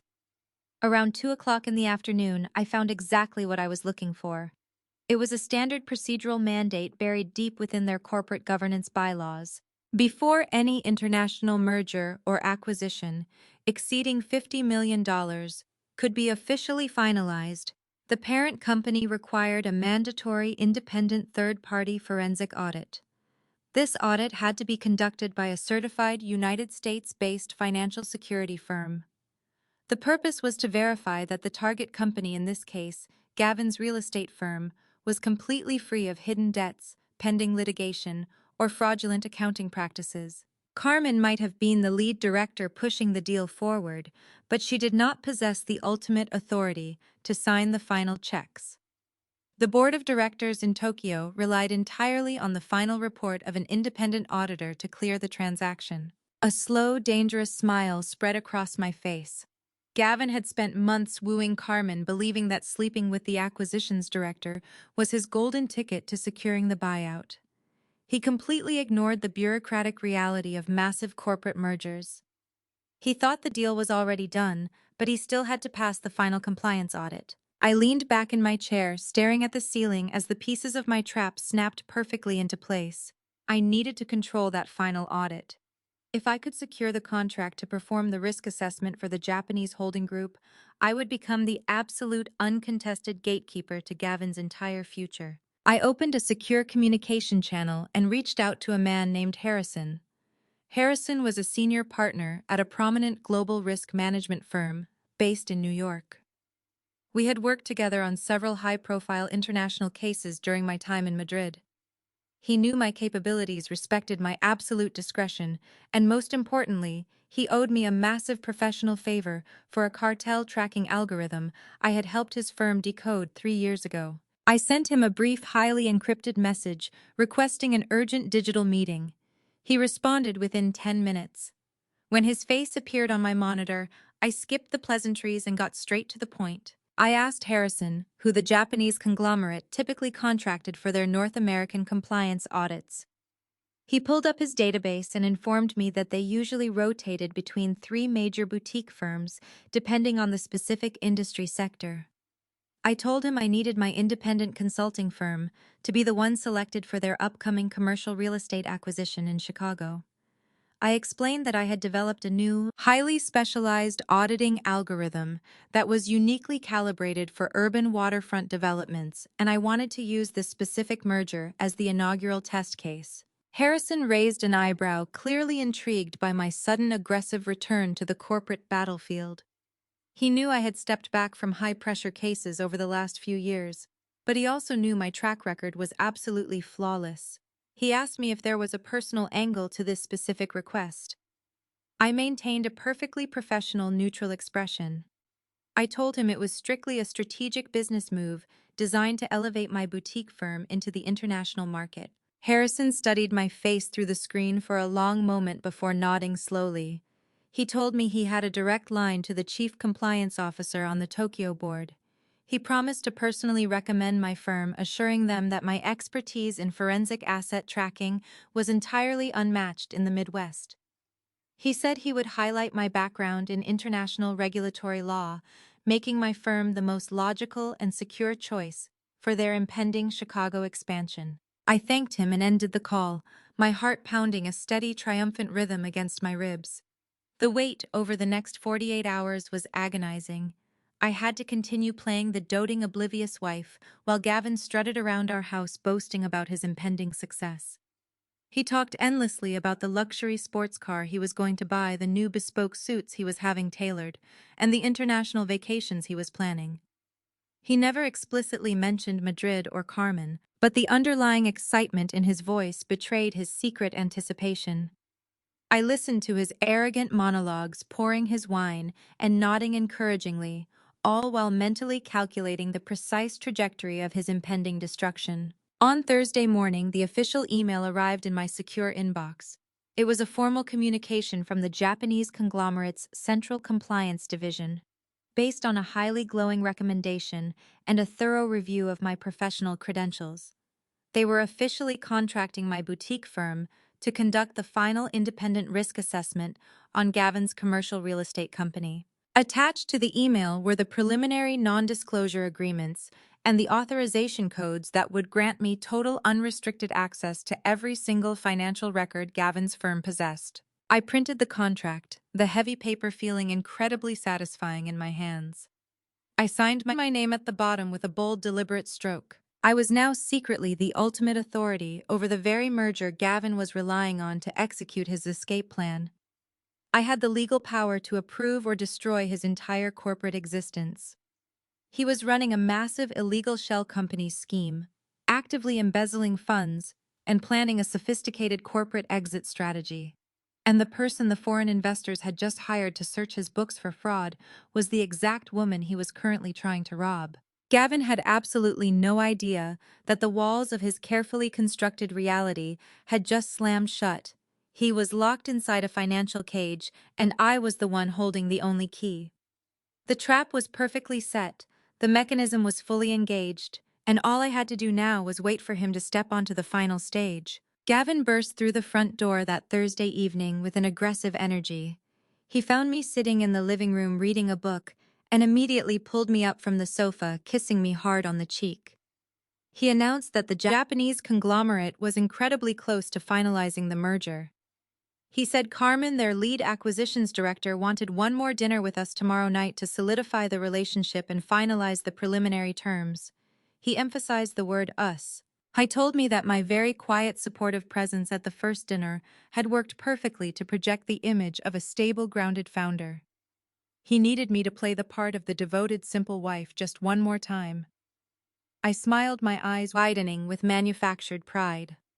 I told him I would be absolutely thrilled to go, that I just wanted to help him secure his dream. He patted my arm, telling me to wear something nice but not too flashy, reminding me this was his stage. I agreed immediately. As he walked away to pour himself a celebratory drink, I felt a deep, steady calm settle over me. I walked up to my home office, pulled out my smartphone, and opened the voice recording application. I adjusted the microphone sensitivity settings, ensuring it could pick up quiet conversations despite heavy background noise. The following evening, we arrived at a hyper-modern, incredibly expensive steakhouse situated in the heart of the River North District.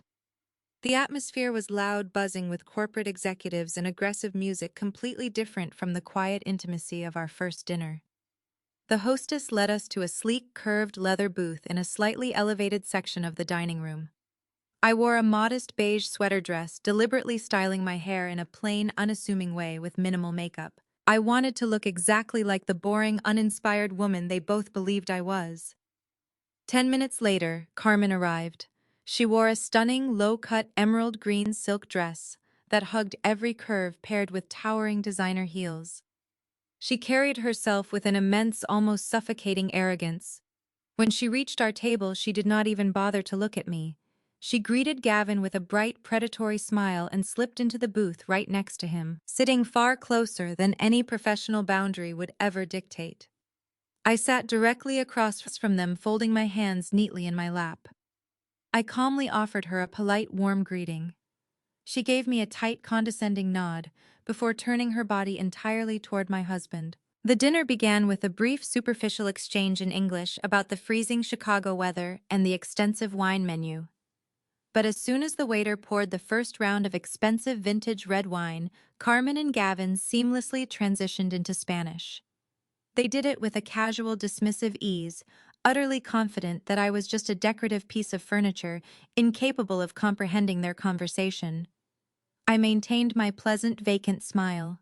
I picked up my wine glass and took a small sip, acting as though I were perfectly content to be left out of the adult conversation. Underneath the table, I watched Carmen slide her hand deliberately onto Gavin's thigh. She did not bother to hide it with her napkin this time. She leaned in close, her shoulder pressing against his chest, and began to speak in a rapid, melodic Spanish. She looked right at me, her eyes glittering with open malice, and told Gavin that my beige dress made me look like an oversized, depressed potato. She laughed, a high, distinctly cruel sound, asking him how he had managed to share a bed for 4 years with someone who possessed the personality of a damp kitchen sponge. Gavin let out a deep, booming laugh, completely entertained by her cruelty.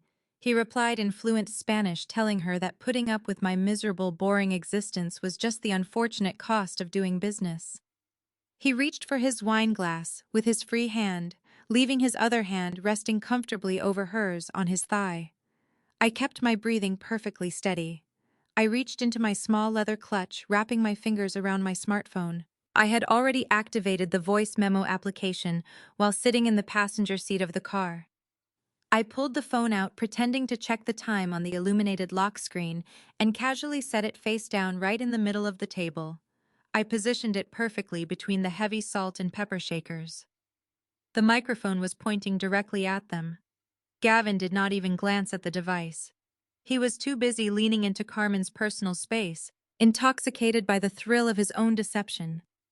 I picked up my silver fork and began cutting my roasted chicken, asking Gavin in English if he thought the freezing rain would turn to snow later. He patronized me with a quick English reply about checking the Weather Channel later, then immediately turned back to Carmen, switching right back to Spanish. He was handing me the exact rope he would hang from. With the recording running silently, Carmen grew bolder. She asked Gavin in rapid Spanish whether the stupid wife had finally signed the intellectual property transfer. Gavin smiled and told her not yet, but that I had already promised to sign before the gala. He bragged that the migraine excuse was nothing more than nervousness, and that I still believed every page was routine acquisition paperwork. Carmen asked whether delaying my signature put their money at risk. Gavin leaned closer and lowered his voice. He said the forged trust authorizations had already cleared and that the full $2 million was sitting inside Vista Capital after being routed through the domestic shell companies and the Cayman account. My signature on the software transfer was the last piece he needed before the acquisition closed. Once the Japanese funds landed, he said they would leave for Madrid and file the divorce from overseas. I kept my eyes on my plate, chewing slowly while every word flowed directly into the microphone between us. Every single detail, every confessed felony, and every single malicious insult was captured in high-definition audio by the smartphone, resting innocently near his wine glass. They sat there mocking my appearance and celebrating their grand larceny, completely unaware they were legally executing themselves. The dinner dragged on for another long, incredibly torturous hour of deception. I ate my food-ordered cheesecake for dessert and continued to play the quiet, compliant wife. I smiled sweetly when Carmen made lewd jokes about my lack of sophistication. I nodded politely when Gavin complained about managing a household while running a corporate empire.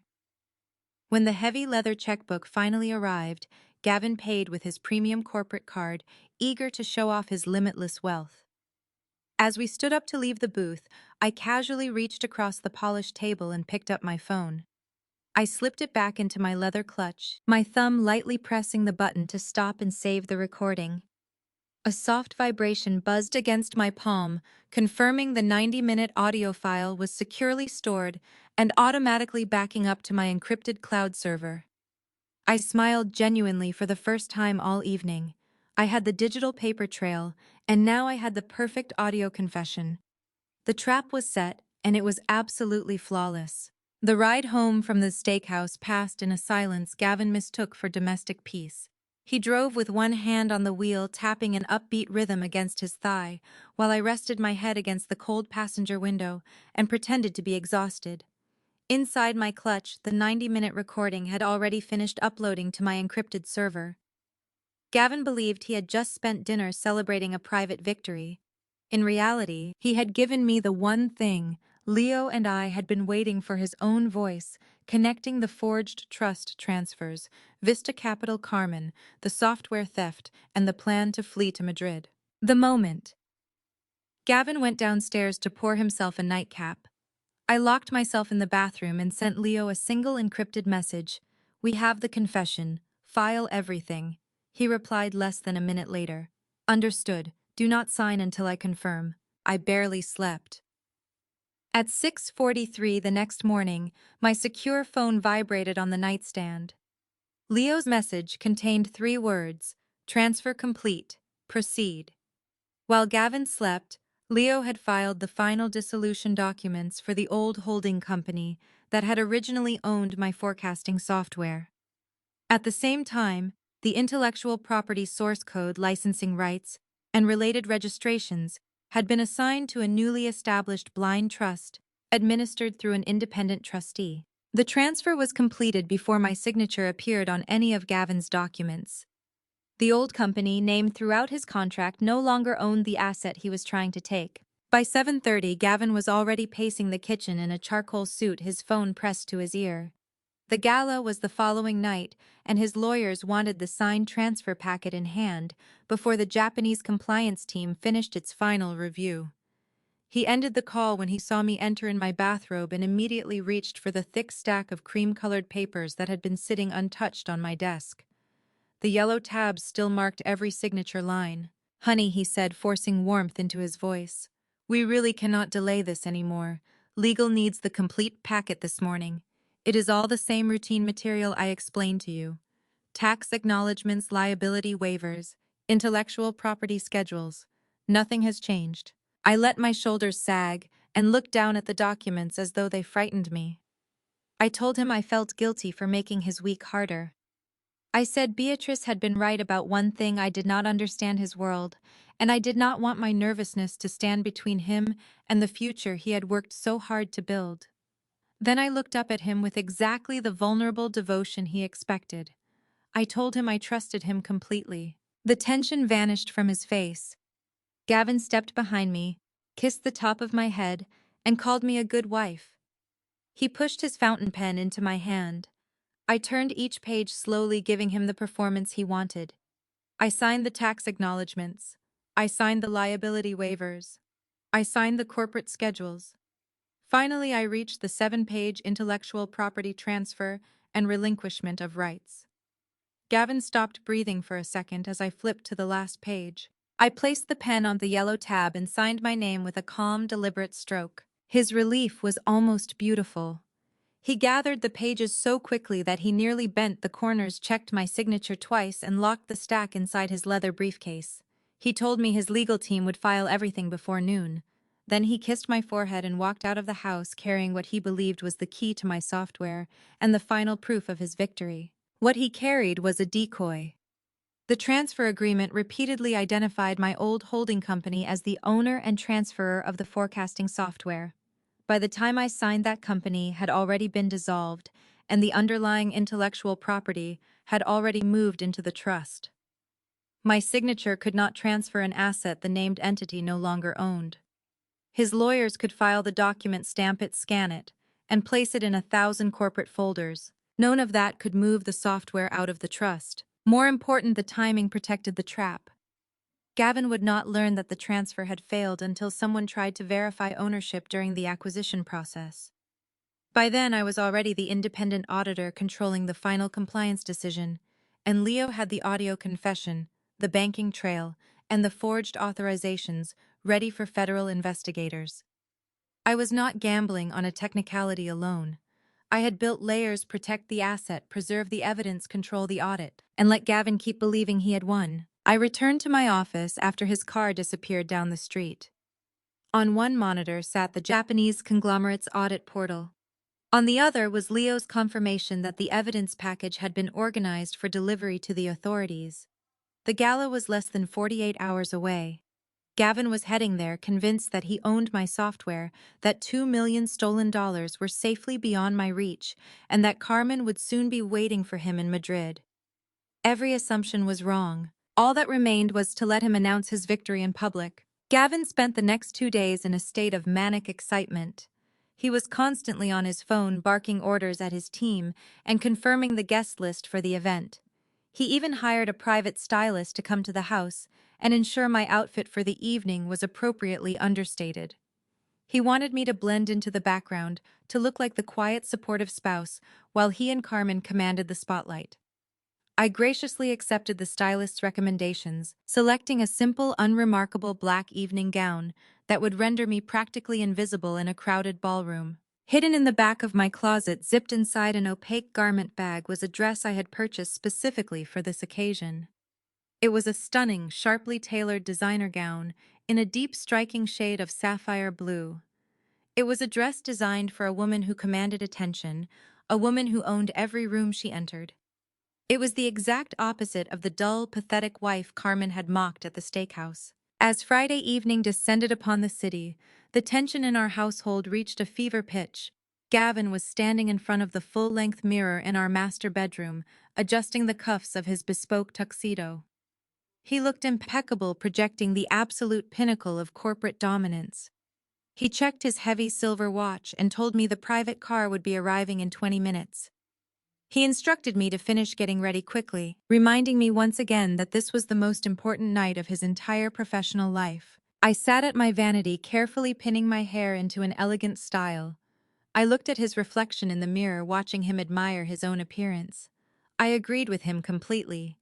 Tonight was going to be the most important night of his life, but for reasons he could not possibly fathom. I applied a bold crimson lipstick, a shade I never wore, a color that signaled absolute power and unyielding confidence. I told him I just needed a few more minutes to slip into my dress. He nodded absently, too consumed by his own reflection to notice the sharp, dangerous transformation occurring right behind him.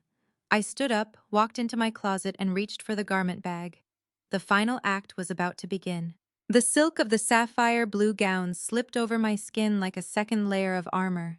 I turned to look at my reflection in the full-length mirror. The woman staring back at me was a complete stranger to the life Gavin had forced me into.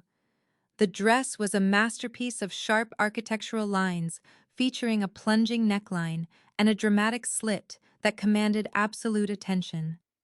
I paired it with sleek silver stiletto heels and swept my hair back into a severe, perfectly smooth twist. I clasped a pair of heavy diamond earrings to my lobes, feeling the cool weight of the stones against my neck.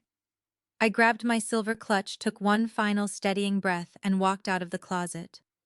Gavin was waiting by the front door, pacing the foyer with his phone pressed to his ear. When he turned and saw me descending the staircase, the conversation he was having completely died in his throat. He lowered the phone, his eyes tracing the line of my dress with a mixture of shock and sudden, possessive hunger. He opened his mouth to speak, likely to question why I had ignored the stylist he hired to make me look invisible, but I did not give him the chance. I walked straight past him, letting the expensive fabric brush against his leg, and told him the car was waiting. The ride to the downtown Chicago hotel was utterly silent. Gavin stared out the window, his knee bouncing with manic energy, clearly trying to process the sudden shift in my demeanor. The city flashed by in a blur of bright neon and harsh streetlights as the winter wind howled against the heavy tinted glass of our hired town car.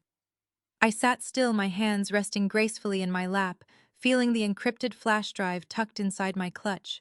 That small piece of metal contained his entire financial execution, and he was sitting mere inches away from it. We pulled up to the grand entrance of the historic Hotel Valets, opening the heavy doors. We stepped into the massive gilded lobby, the air thick with the scent of expensive perfume and the low, confident hum of extreme wealth. I handed my coat to the attendant and followed Gavin toward the main ballroom. The space was breathtakingly lavish. Crystal chandeliers hung from the vaulted ceilings. Waiters in crisp white jackets moved seamlessly through the crowd, carrying silver trays lined with champagne flutes and delicate appetizers. This was not just a simple corporate dinner. This was a coronation. Gavin had invited every major player in the Chicago commercial real estate sector, desperately wanting an audience for his triumph. I scanned the room easily, identifying the various factions. The local developers stood in tight circles, eyeing Gavin with a mix of envy and calculation. In the center of the room, near the stage, stood the delegation from the Japanese tech conglomerate. They represented the key to Gavin's entire future, the absolute authority that would either validate his empire or tear it to shreds. I knew that the chief compliance officer from their Tokyo board was somewhere in that crowd, waiting for my final auditing approval before releasing the acquisition funds. Gavin immediately shifted into his aggressive networking mode.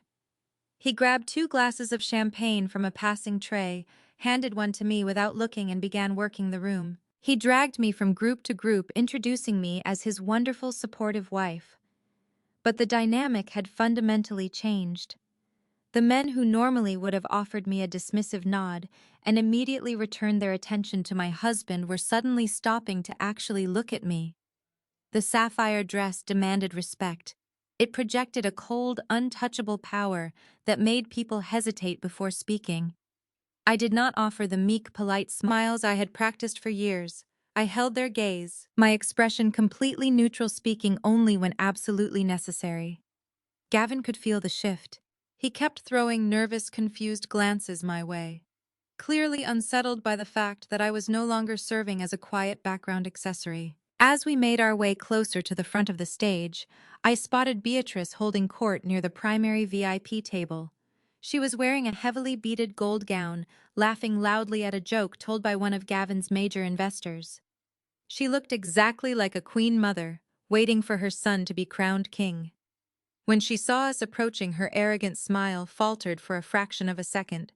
Her eyes raked over my dress, her expression souring as she realized I had deliberately defied her son's instructions to remain inconspicuous. She stepped forward, offering her cheek for a fake kiss that I smoothly avoided by taking a step back. Beatrice narrowed her eyes, her lips pressing into a thin, furious line. She told me my dress was aggressive for a woman who was supposed to be celebrating her husband's achievements.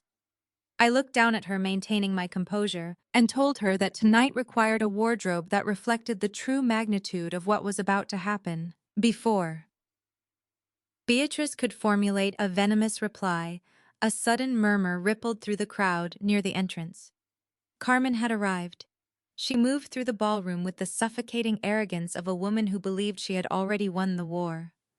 She was wearing a dramatic backless black gown that clung to her figure, her dark hair cascading over her shoulders. She walked directly toward our group, completely ignoring the polite professional boundaries of a corporate event. She stopped right next to Gavin, her arm brushing intimately against his sleeve. She did not even bother to hide her affection. She looked at me, a smug, victorious sneer playing across her bright red lips. She offered a mocking greeting in English, telling me it was so wonderful that I could manage to step out of the house for such a complicated business event. She told me I looked surprisingly awake. I did not blink. I took a slow sip of my champagne and told her I would not miss this night for anything in the world. Gavin cleared his throat and announced that the presentation was about to begin. He ushered us toward the front row, reserved for the executive teams, then disappeared with Carmen toward the side of the stage. I took my seat beside Beatrice. She was still irritated by my dress and kept glancing at me as if she expected an explanation, but I gave her none. Across the aisle, members of the Japanese delegation reviewed the heavy merger binders with their counsel. A compliance officer spoke quietly to an event coordinator, then looked toward the stage. Everything Gavin had spent months chasing was now concentrated into a few feet of carpet, a stack of documents, and a room full of witnesses. My phone vibrated once inside my clutch. I glanced down beneath the table. It was Leo evidence package received by federal investigators. Preserve your original files. Proceed only with the audit decision. I locked the screen and slipped the phone away. The message steadied me. This was no longer a private threat between a wife and a husband. The evidence existed outside the ballroom beyond Gavin's ability to seize, delete, or explain away. I looked toward the wings. Gavin adjusted his tie while Carmen whispered into his ear. She touched his forearm with the casual intimacy of someone already imagining their life after the deal. Beatrice leaned toward an investor and murmured that she had always known her son was destined for something historic. Gavin caught my eye and gave me one final artificial smile. He believed I was sitting exactly where I belonged, silent, decorative, irrelevant. Then the EMC approached the microphone and lifted one hand for the room's attention. The massive crystal chandeliers suspended above the ballroom floor began to dim, casting a heavy hush over the hundreds of industry elites gathered at the tables. A single piercing spotlight illuminated the center of the stage, reflecting off the polished mahogany podium. The low murmur of networking and the clinking of expensive crystal completely faded away. A senior executive from the Real Estate Association stepped up to the microphone, delivering a brief, glowing introduction about the future of Chicago commercial development. But I was not listening to him. My eyes were locked on Gavin. He was standing in the wings, rolling his shoulders back and adjusting his custom-tailored tuxedo jacket. He looked like a predator preparing to feast. When the executive finally announced his name, the ballroom erupted into a wave of enthusiastic applause. Gavin stepped out from the shadows and strode directly into the bright, blinding light of the stage. He moved with a practiced, effortless confidence, pausing to wave at a few major investors in the front row. He took his place behind the podium, grasping the edges with both hands, and leaned into the microphone. He let the applause wash over him for several long seconds, soaking in the adulation as if it were oxygen. He finally offered a humble manufactured smile and raised a hand to quiet the room. He began his speech by talking about the grueling, unforgiving nature of the commercial real estate market. He spun a beautifully fabricated narrative about building his empire from the absolute ground up. He talked about the sleepless nights, the relentless pressure, and the terrifying risks he had taken to push his firm to the top of the industry. Listening to him from my seat in the front row, I felt a deep, profound sense of revulsion. Every word out of his mouth was a meticulously crafted lie. He had never built anything from the ground up. He had inherited his initial capital from his mother Beatrice, who was currently sitting 3 chairs away from me, dabbing at her eyes with a silk handkerchief. When he had almost bankrupted his firm through his own impulsive, arrogant decisions, I was the one who had stayed awake for countless nights building the financial models that saved him from total ruin. Yet, standing on that stage, he cast himself as the solitary, brilliant architect of his own destiny. The crowd was completely captivated. Gavin knew exactly how to play them. He transitioned smoothly from his fictional backstory to the true purpose of the evening. He announced that his firm was no longer just surviving in the competitive Chicago market, but was preparing to dominate on a global scale. He spoke about the massive impending merger with the Japanese tech conglomerate, describing the waterfront development project as a revolutionary step forward for the city. He promised his investors that this acquisition would yield unprecedented, staggering returns. He paused, letting the weight of his promises settle over the silent ballroom. Then he shifted his focus to the technology that made this entire mega merger possible. This was the moment I had been waiting for. Gavin puffed out his chest and leaned closer to the microphone. He told the audience that traditional real estate development was dead. He claimed that his firm was the first to truly integrate advanced data analytics into commercial acquisitions. He spoke with absolute unwavering arrogance as he described the proprietary financial forecasting algorithm his firm utilized. He called it a technological marvel, a predictive modeling software that could assess zoning risk variables, analyze decade-long municipal infrastructure trends, and calculate long-term capitalization rates flawlessly. He explicitly told the hundreds of people in the room that he had personally spearheaded the engineering team that designed the complex code. He bragged about pushing his developers to their absolute limits to perfect the algorithm. He claimed total undisputed ownership of the intellectual property. I sat perfectly still in the darkness, the heavy sapphire blue fabric of my gown pooling around my legs. The sheer breathtaking audacity of his lies resonated through the massive speakers. He was standing in front of the most powerful financial figures in the city, boldly taking total credit for the 3 years of agonizing complex coding I had done in my home office. He was selling my genius as his own. I did not flinch. I did not break my neutral expression. I felt the cold, hard edges of the encrypted flash drive pressing against the palm of my hand inside my silver clutch. He was building his pedestal higher and higher, completely oblivious to the fact that the platform he was standing on was rigged with high-grade explosives. Gavin smiled warmly and gestured toward the VIP tables on the right side of the stage.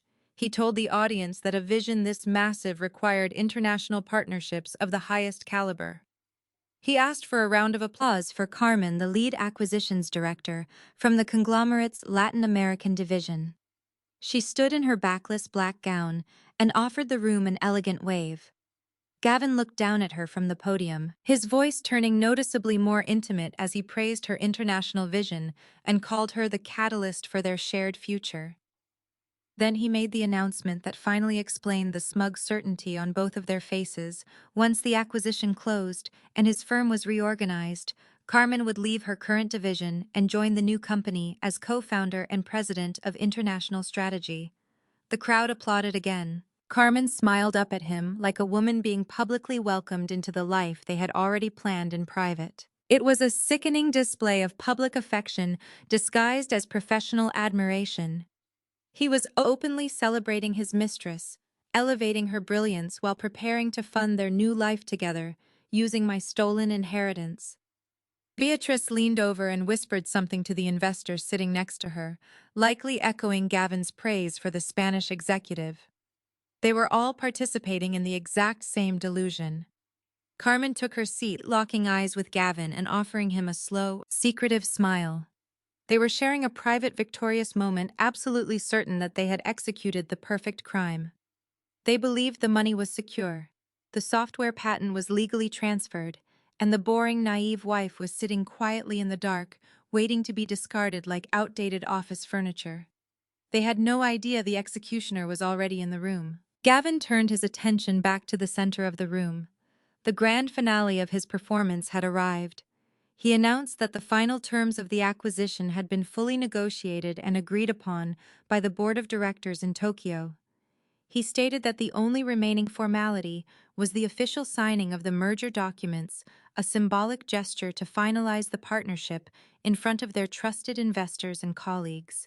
He gestured toward a sleek mahogany table situated on the left side of the stage, where two heavy leather binders rested beneath a dedicated spotlight. He adjusted his microphone one last time. His voice echoed through the massive silent ballroom, vibrating with absolute intoxicating triumph. He then formally invited the chief auditor from the Japanese conglomerate's acquisitions board to step up to the stage to formally approve and sign the merger documents. Gavin stood behind the polished mahogany podium with a triumphant smile plastered across his handsome face. He extended his hand toward the center aisle, fully expecting a distinguished foreign executive to step into the bright spotlight and hand him the key to his brand new corporate empire. He did not look at the VIP table where I was sitting. He had completely forgotten I was even in the room. I placed my silver clutch on the pristine white tablecloth. I pushed my chair back and stood up slowly. As I stepped toward the aisle, Beatrice reached out to grab my arm, her fingernails digging into my skin. She hissed under her breath, demanding to know where I was going. I simply pulled my arm out of her frantic grasp with a violent force that left her gasping in shock. I walked down the center aisle, the steady, rhythmic clicking of my silver stiletto heels echoing clearly in the tense, silent ballroom. Whispers broke out among the investors as they recognized me. They quickly realized the woman walking toward the stage was no longer the quiet wife from earlier, but someone radiating a terrifying energy. Gavin saw me approaching the stairs. His triumphant smile instantly vanished, replaced by deep, frantic confusion. I climbed the carpeted stairs and walked directly onto the stage. Gavin stepped out from behind the podium to intercept me. His face was flushed with sudden, desperate anger. He grabbed my elbow, his grip painfully tight. "What do you think you are doing?" he whispered, his voice shaking with furious panic.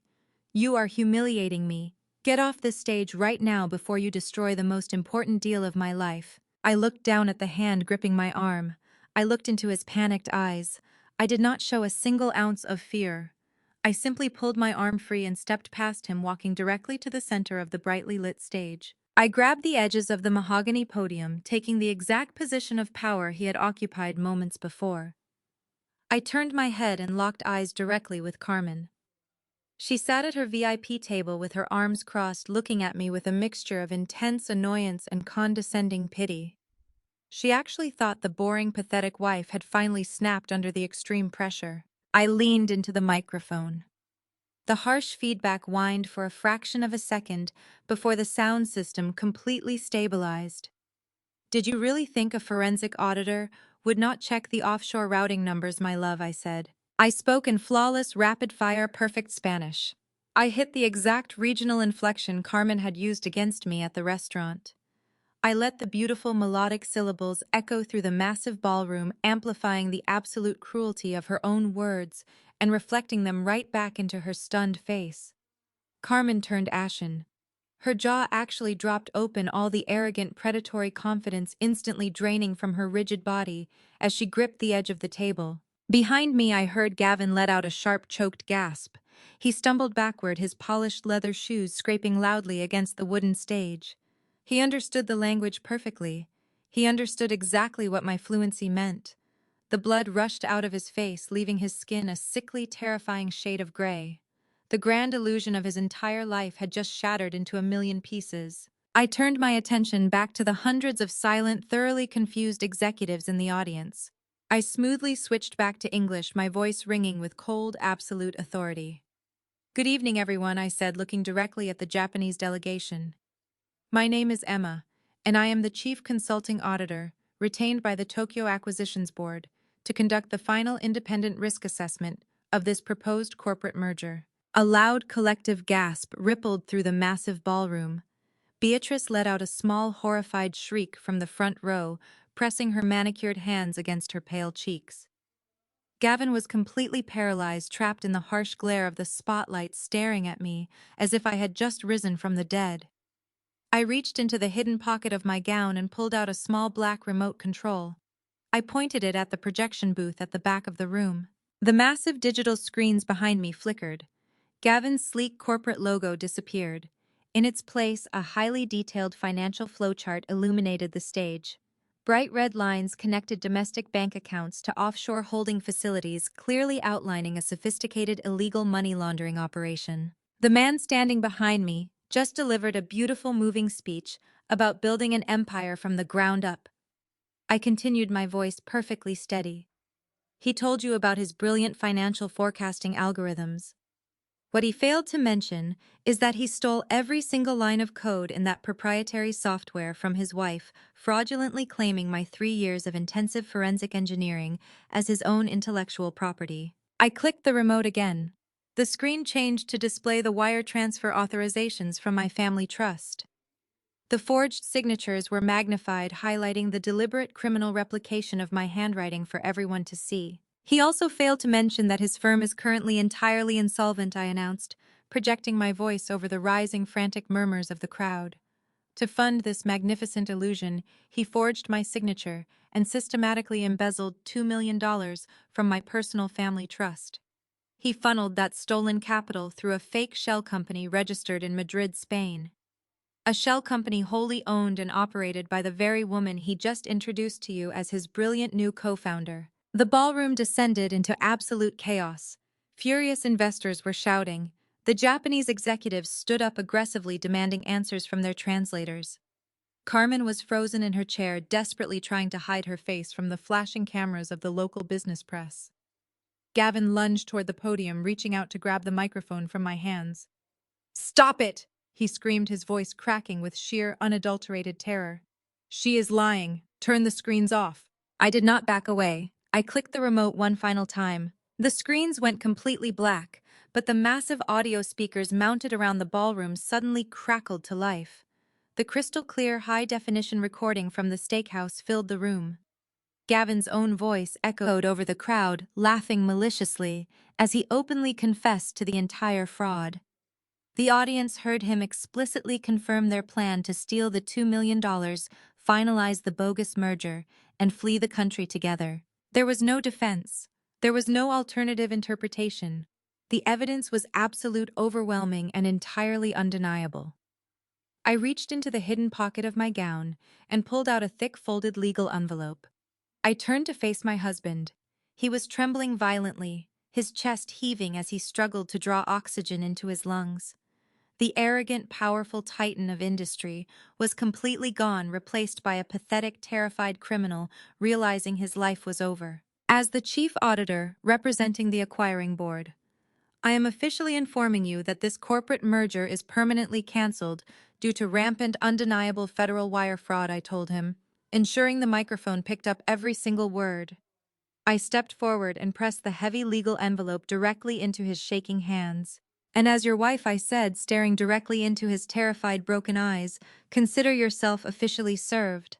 I want my money back, I want my software, and I want you out of my house." Gavin looked down at the divorce papers in his hands, his mouth opening and closing without producing a single sound. He looked completely and utterly destroyed. "Oh, and Gavin," I added, leaning close enough that only he could hear, "the holding company named in your intellectual property transfer no longer owned the software when I signed. The asset had already been moved into a protected trust. Your paperwork cannot give you rights the named transferor did not possess. You own absolutely nothing. I stepped back from the podium, leaving him completely exposed in the blinding spotlight. The Japanese delegation was already marching out of the ballroom, surrounded by their furious legal team. Investors were aggressively cornering Gavin's panicked executive staff, screaming about massive lawsuits and immediate financial audits. Beatrice had collapsed into her chair, sobbing hysterically, as the reality of her own impending social ruin finally crashed down upon her. I walked down the stairs of the stage, moving with a calm, effortless grace. I did not look back at the burning wreckage of his life. I stopped briefly at the edge of the ballroom, turning to look at Gavin one last time.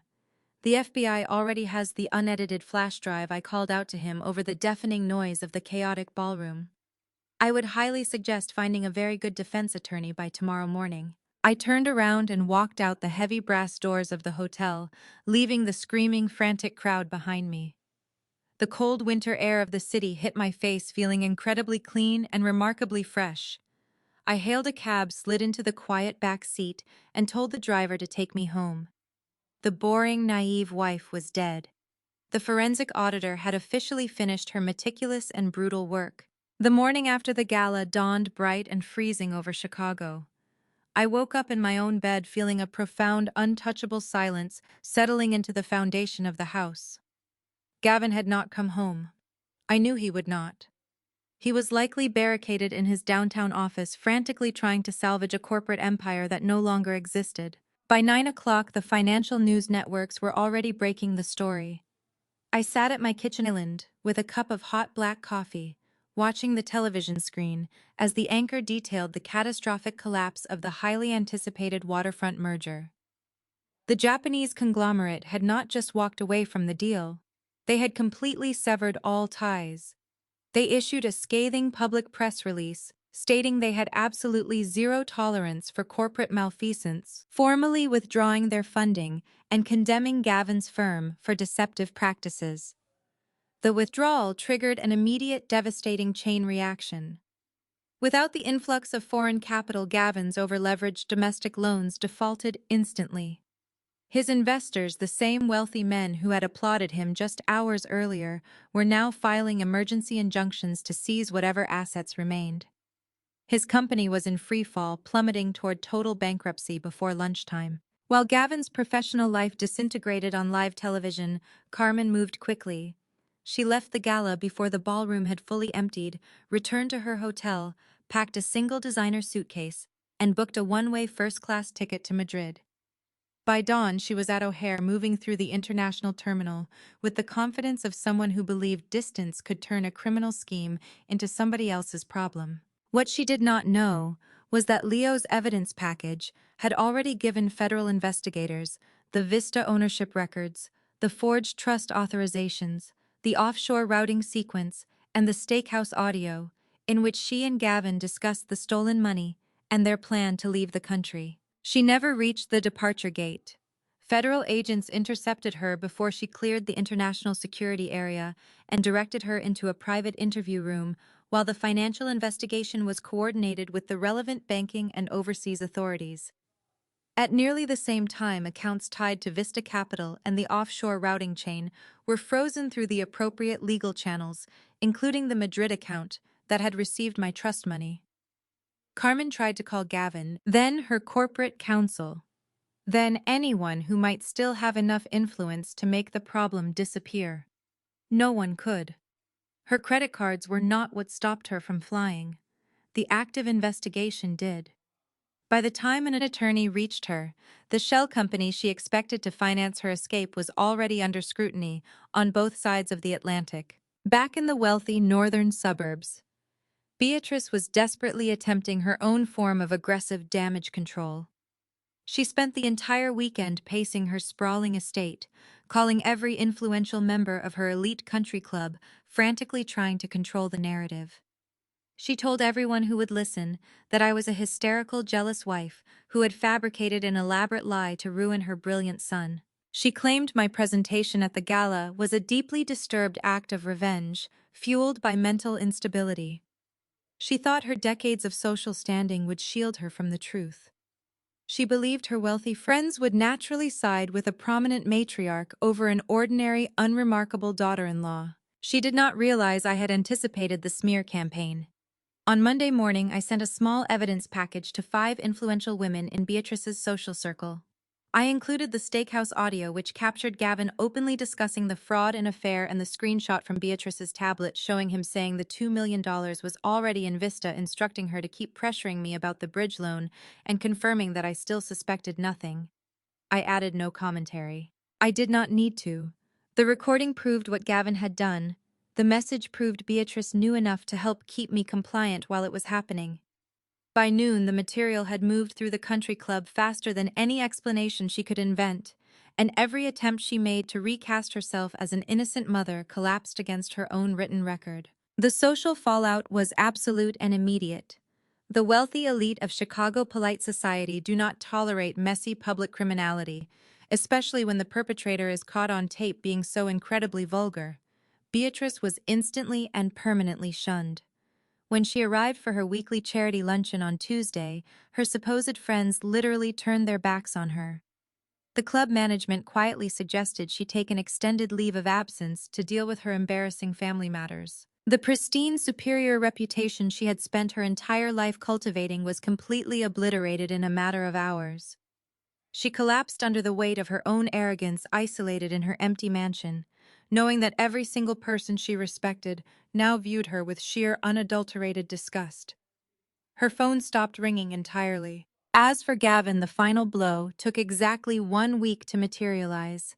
He had spent the last 7 days living in his downtown office surrounded by half-packed boxes and empty scotch bottles.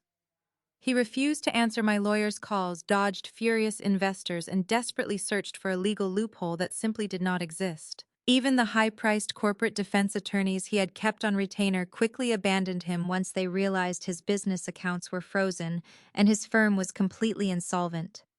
He was left with a court-appointed public defender to face a mountain of undeniable federal evidence. He still believed he was smart enough to talk his way out of the catastrophic consequences. I was sitting in Leo's office reviewing the finalized divorce settlement when the news broke. Leo received a text message from a contact at the federal courthouse, nodded slowly, and reached for the remote to turn on the large flat-screen television mounted on his wall. A local news helicopter was circling above the financial district, broadcasting live footage of Gavin's office building. 3 dark, unmarked federal vehicles were parked directly in front of the main revolving doors. The camera zoomed in just as Gavin was escorted out into the harsh winter daylight. He was not wearing his custom-tailored suit. He looked deeply disheveled, his tie missing his shoulders slumped in absolute crushing defeat. His hands were securely fastened behind his back in heavy steel handcuffs. 2 stern-faced federal agents flanked him, guiding him toward the waiting vehicles. The man who had stood on a stage just a week ago, demanding applause for his fictional brilliance, was now being paraded in front of national news cameras as a disgraced, ruined criminal. The federal prosecutors had not wasted time. Armed with the documented banking trail, forged authorizations, ownership records, and the audio confession, investigators had built a case around multiple counts of federal wire fraud and related financial crimes, while the forged documents and theft also exposed Gavin to additional proceedings. The international routing of the money made the evidence harder for him to explain away, not easier. His lawyers could challenge individual details, but they could not erase the transfers, the forged signatures, or his own recorded words. There would be no quiet business settlement capable of making the criminal investigation disappear. I watched the television screen as the federal agents pressed a hand to the top of his head, guiding him smoothly into the back seat of the dark vehicle. The heavy door slammed shut, separating him from the world he thought he owned. The camera lingered on the departing cars, tracking them as they merged into the heavy Chicago traffic, heading straight toward the federal holding facility. Leo muted the television and looked across the desk at me. He confirmed that the accounts tied to Vista Capital and the related offshore transfers had been frozen, and that the process of tracing and repatriating my trust money was underway. The funds were no longer available to Gavin or Carmen, but the final accounting would take time because regulators in several jurisdictions still had to reconcile the transfers. Leo offered a small, respectful nod, silently acknowledging the absolute perfection of the execution. I picked up my pen, turned my attention back to the divorce settlement resting on the polished mahogany wood, and signed my name. The ink was dark and steady. My hand did not shake. The emotional weight that had suffocated me for 4 years was completely gone. The slate was wiped clean, the debts were paid in full, and justice had been delivered with cold, undeniable precision. The winter thawed into spring, and the sensational headlines surrounding Gavin's spectacular downfall eventually faded from the front pages of the financial papers. But the consequences of his arrogance were entirely permanent. Over the next 12 months, the justice system processed the wreckage he had left behind with a slow, grinding efficiency. I did not attend his sentencing hearing. I had no desire to sit in a sterile federal courtroom and look at the man who had tried to destroy me. Leo attended on my behalf and called me the moment the judge handed down the final decision. Gavin received a lengthy federal prison sentence reflecting the scale of the wire fraud scheme and the forged financial documents. There was no last-minute legal escape from the consequences he had created. The commercial real estate empire he had supposedly built from the ground up was completely liquidated to pay off his furious domestic investors and the massive fines levied by the government. The full $2 million he had siphoned from my grandfather's trust was ultimately traced through the shell company network and returned to my protected accounts through the recovery process. The divorce was finalized rapidly and quietly. Without any financial leverage and facing a decade and a half in federal prison, Gavin had absolutely no power to contest the terms. I took the house in Lincoln Park, sold it the very next day, and permanently severed my last remaining tie to the illusion of our marriage. With my personal finances secured and the toxic weight of my marriage completely removed, I turned my full attention to my professional life. The Japanese conglomerate, thoroughly impressed by the ruthless efficiency with which I had exposed the fraud within Gavin's firm, offered me a highly lucrative permanent consulting contract. I accepted their offer, but I did not stop there. I used the substantial capital from my inheritance and the proceeds from the sale of the suburban house to completely rebrand my boutique auditing agency. I transformed it into a premier, highly specialized financial security and risk assessment firm. I leased a beautiful, expansive office space on the top floor of a high-rise in the Loop, filling it with brilliant, uncompromising forensic accountants and corporate investigators. We became the ultimate gatekeepers for major international mergers, specializing in dismantling the exact type of predatory corporate deception Gavin had attempted. Word of my particular skill set spread rapidly through the Chicago financial sector. I was no longer hiding behind a customized algorithm in a suburban craft room. I was sitting at the head of the boardroom table, advising multinational corporations and actively protecting my clients from the predators lurking in the shadows of the industry. The work was demanding, incredibly complex, and absolutely thrilling. I built a professional reputation that demanded immediate, unquestioning respect. Men who previously would have ignored me at corporate dinners now actively sought my counsel, knowing that my firm possessed the capability to uncover any hidden financial liability. The massive professional success was deeply satisfying, but the most profound transformation occurred within my own sense of self. For 4 years, I had deliberately shrunk myself to fit inside the narrow, suffocating confines of Gavin's massive ego. I had dimmed my own light so his could shine brighter. I had accepted the condescending insults from Beatrice and the patronizing behavior of his colleagues because I believed that making myself smaller was the required cost of maintaining a peaceful domestic life. Now that toxic conditioning was completely gone, I no longer apologized for my intelligence. I no longer felt the need to make other people comfortable by hiding my competence. I started living my life with an unapologetic, fiercely authentic confidence. To celebrate this personal rebirth, I decided to purchase a new home. I did not want a quiet, unassuming house in a manicured suburb. I wanted a space that reflected the woman I had finally allowed myself to become. I bought a stunning multi-level penthouse apartment situated right in the heart of downtown Chicago. It featured towering floor-to-ceiling windows, sleek modern architecture, and a sprawling private terrace that offered an unobstructed panoramic view of the entire city skyline. I furnished it exactly to my own taste, incorporating bold colors, contemporary art, and clean, elegant lines. There was no mahogany executive desk. There was no guest room for a demanding mother-in-law. Every single square inch of the penthouse was entirely undeniably mine. It was exactly 1 year to the day since the catastrophic dinner at the Michelin-starred restaurant. I walked into my beautiful new kitchen and poured myself a glass of expensive red wine. The sprawling apartment was perfectly quiet, but it was a warm, deeply comforting silence, not the cold, isolating emptiness I used to feel in the massive Lincoln Park house. I walked across the dark hardwood floors and slid open the heavy glass doors leading out to the private terrace. The crisp, cool autumn air washed over me as I stepped outside. The sun had just set, and the massive skyscrapers surrounding my building were coming alive, their thousands of windows glittering like brilliant diamonds against the dark night sky. The street traffic below was nothing but a distant, soothing hum. I walked to the edge of the glass railing and looked out over the sprawling, magnificent city. I took a slow, appreciative sip of my wine, letting the rich, complex flavors settle on my tongue. I thought about the frightened, heartbroken woman who had sat frozen in the restaurant booth listening to her husband and his mistress plot her absolute financial ruin in a foreign language. That woman felt like a distant memory, a completely different person who had lived a lifetime ago. I occasionally heard brief passing updates about the people who had tried to destroy me, though I never actively sought out the information. Carmen was still heavily and hopelessly entangled in a massive international legal battle. The Spanish authorities had permanently seized her shell company and frozen every single asset tied to her name, leaving her completely stranded and fighting to stay out of a European prison.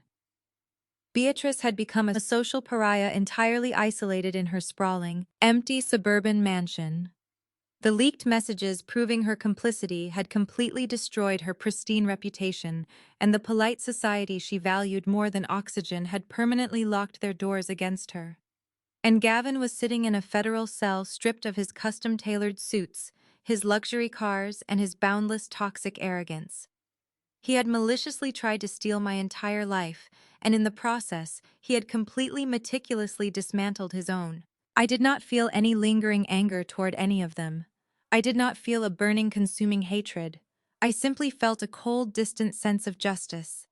They had made their choices driven by pure greed and a staggering sense of superiority, and they were now living with the absolute uncompromising consequences of their actions. I had not destroyed them. I had simply held up a mirror, presented the evidence, and let their own malicious arrogance pull the trigger. I leaned against the cool glass railing of the balcony and let the evening wind brush against my face. I looked down at my hands. They were the same hands that had typed the complex forecasting algorithms, the same hands that had politely poured water at the restaurant, and the same hands that had ultimately delivered the devastating final blow at the corporate gala. I had survived the worst betrayal of my life, not by screaming, not by throwing things, and not by demanding immediate, messy confrontation.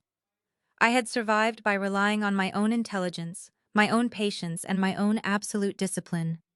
I had reclaimed my identity securely, protected my wealth, and entirely restored my personal dignity. The city of Chicago stretched out before me, vast, bright, and full of limitless opportunity. I was 33 years old, standing at the absolute pinnacle of my personal and professional life. I smiled softly into the cool night air, raising my wine glass in a silent, solitary toast to the incredible, liberating power of knowing your own worth. People often mistake a quiet demeanor for compliance. They assume that because a woman chooses not to speak, she is weak, ignorant, or easily manipulated. Gavin had made that fatal assumption, believing my silence meant I was a dull, pathetic victim waiting to be discarded. But I had proven once and for all that silence is never a sign of weakness.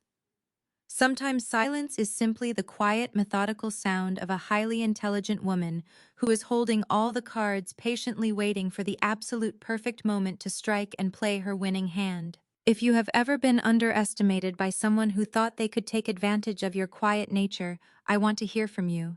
Share your experiences in the comments below, And please hit the like button and subscribe for more stories about reclaiming your power and delivering sweet justice.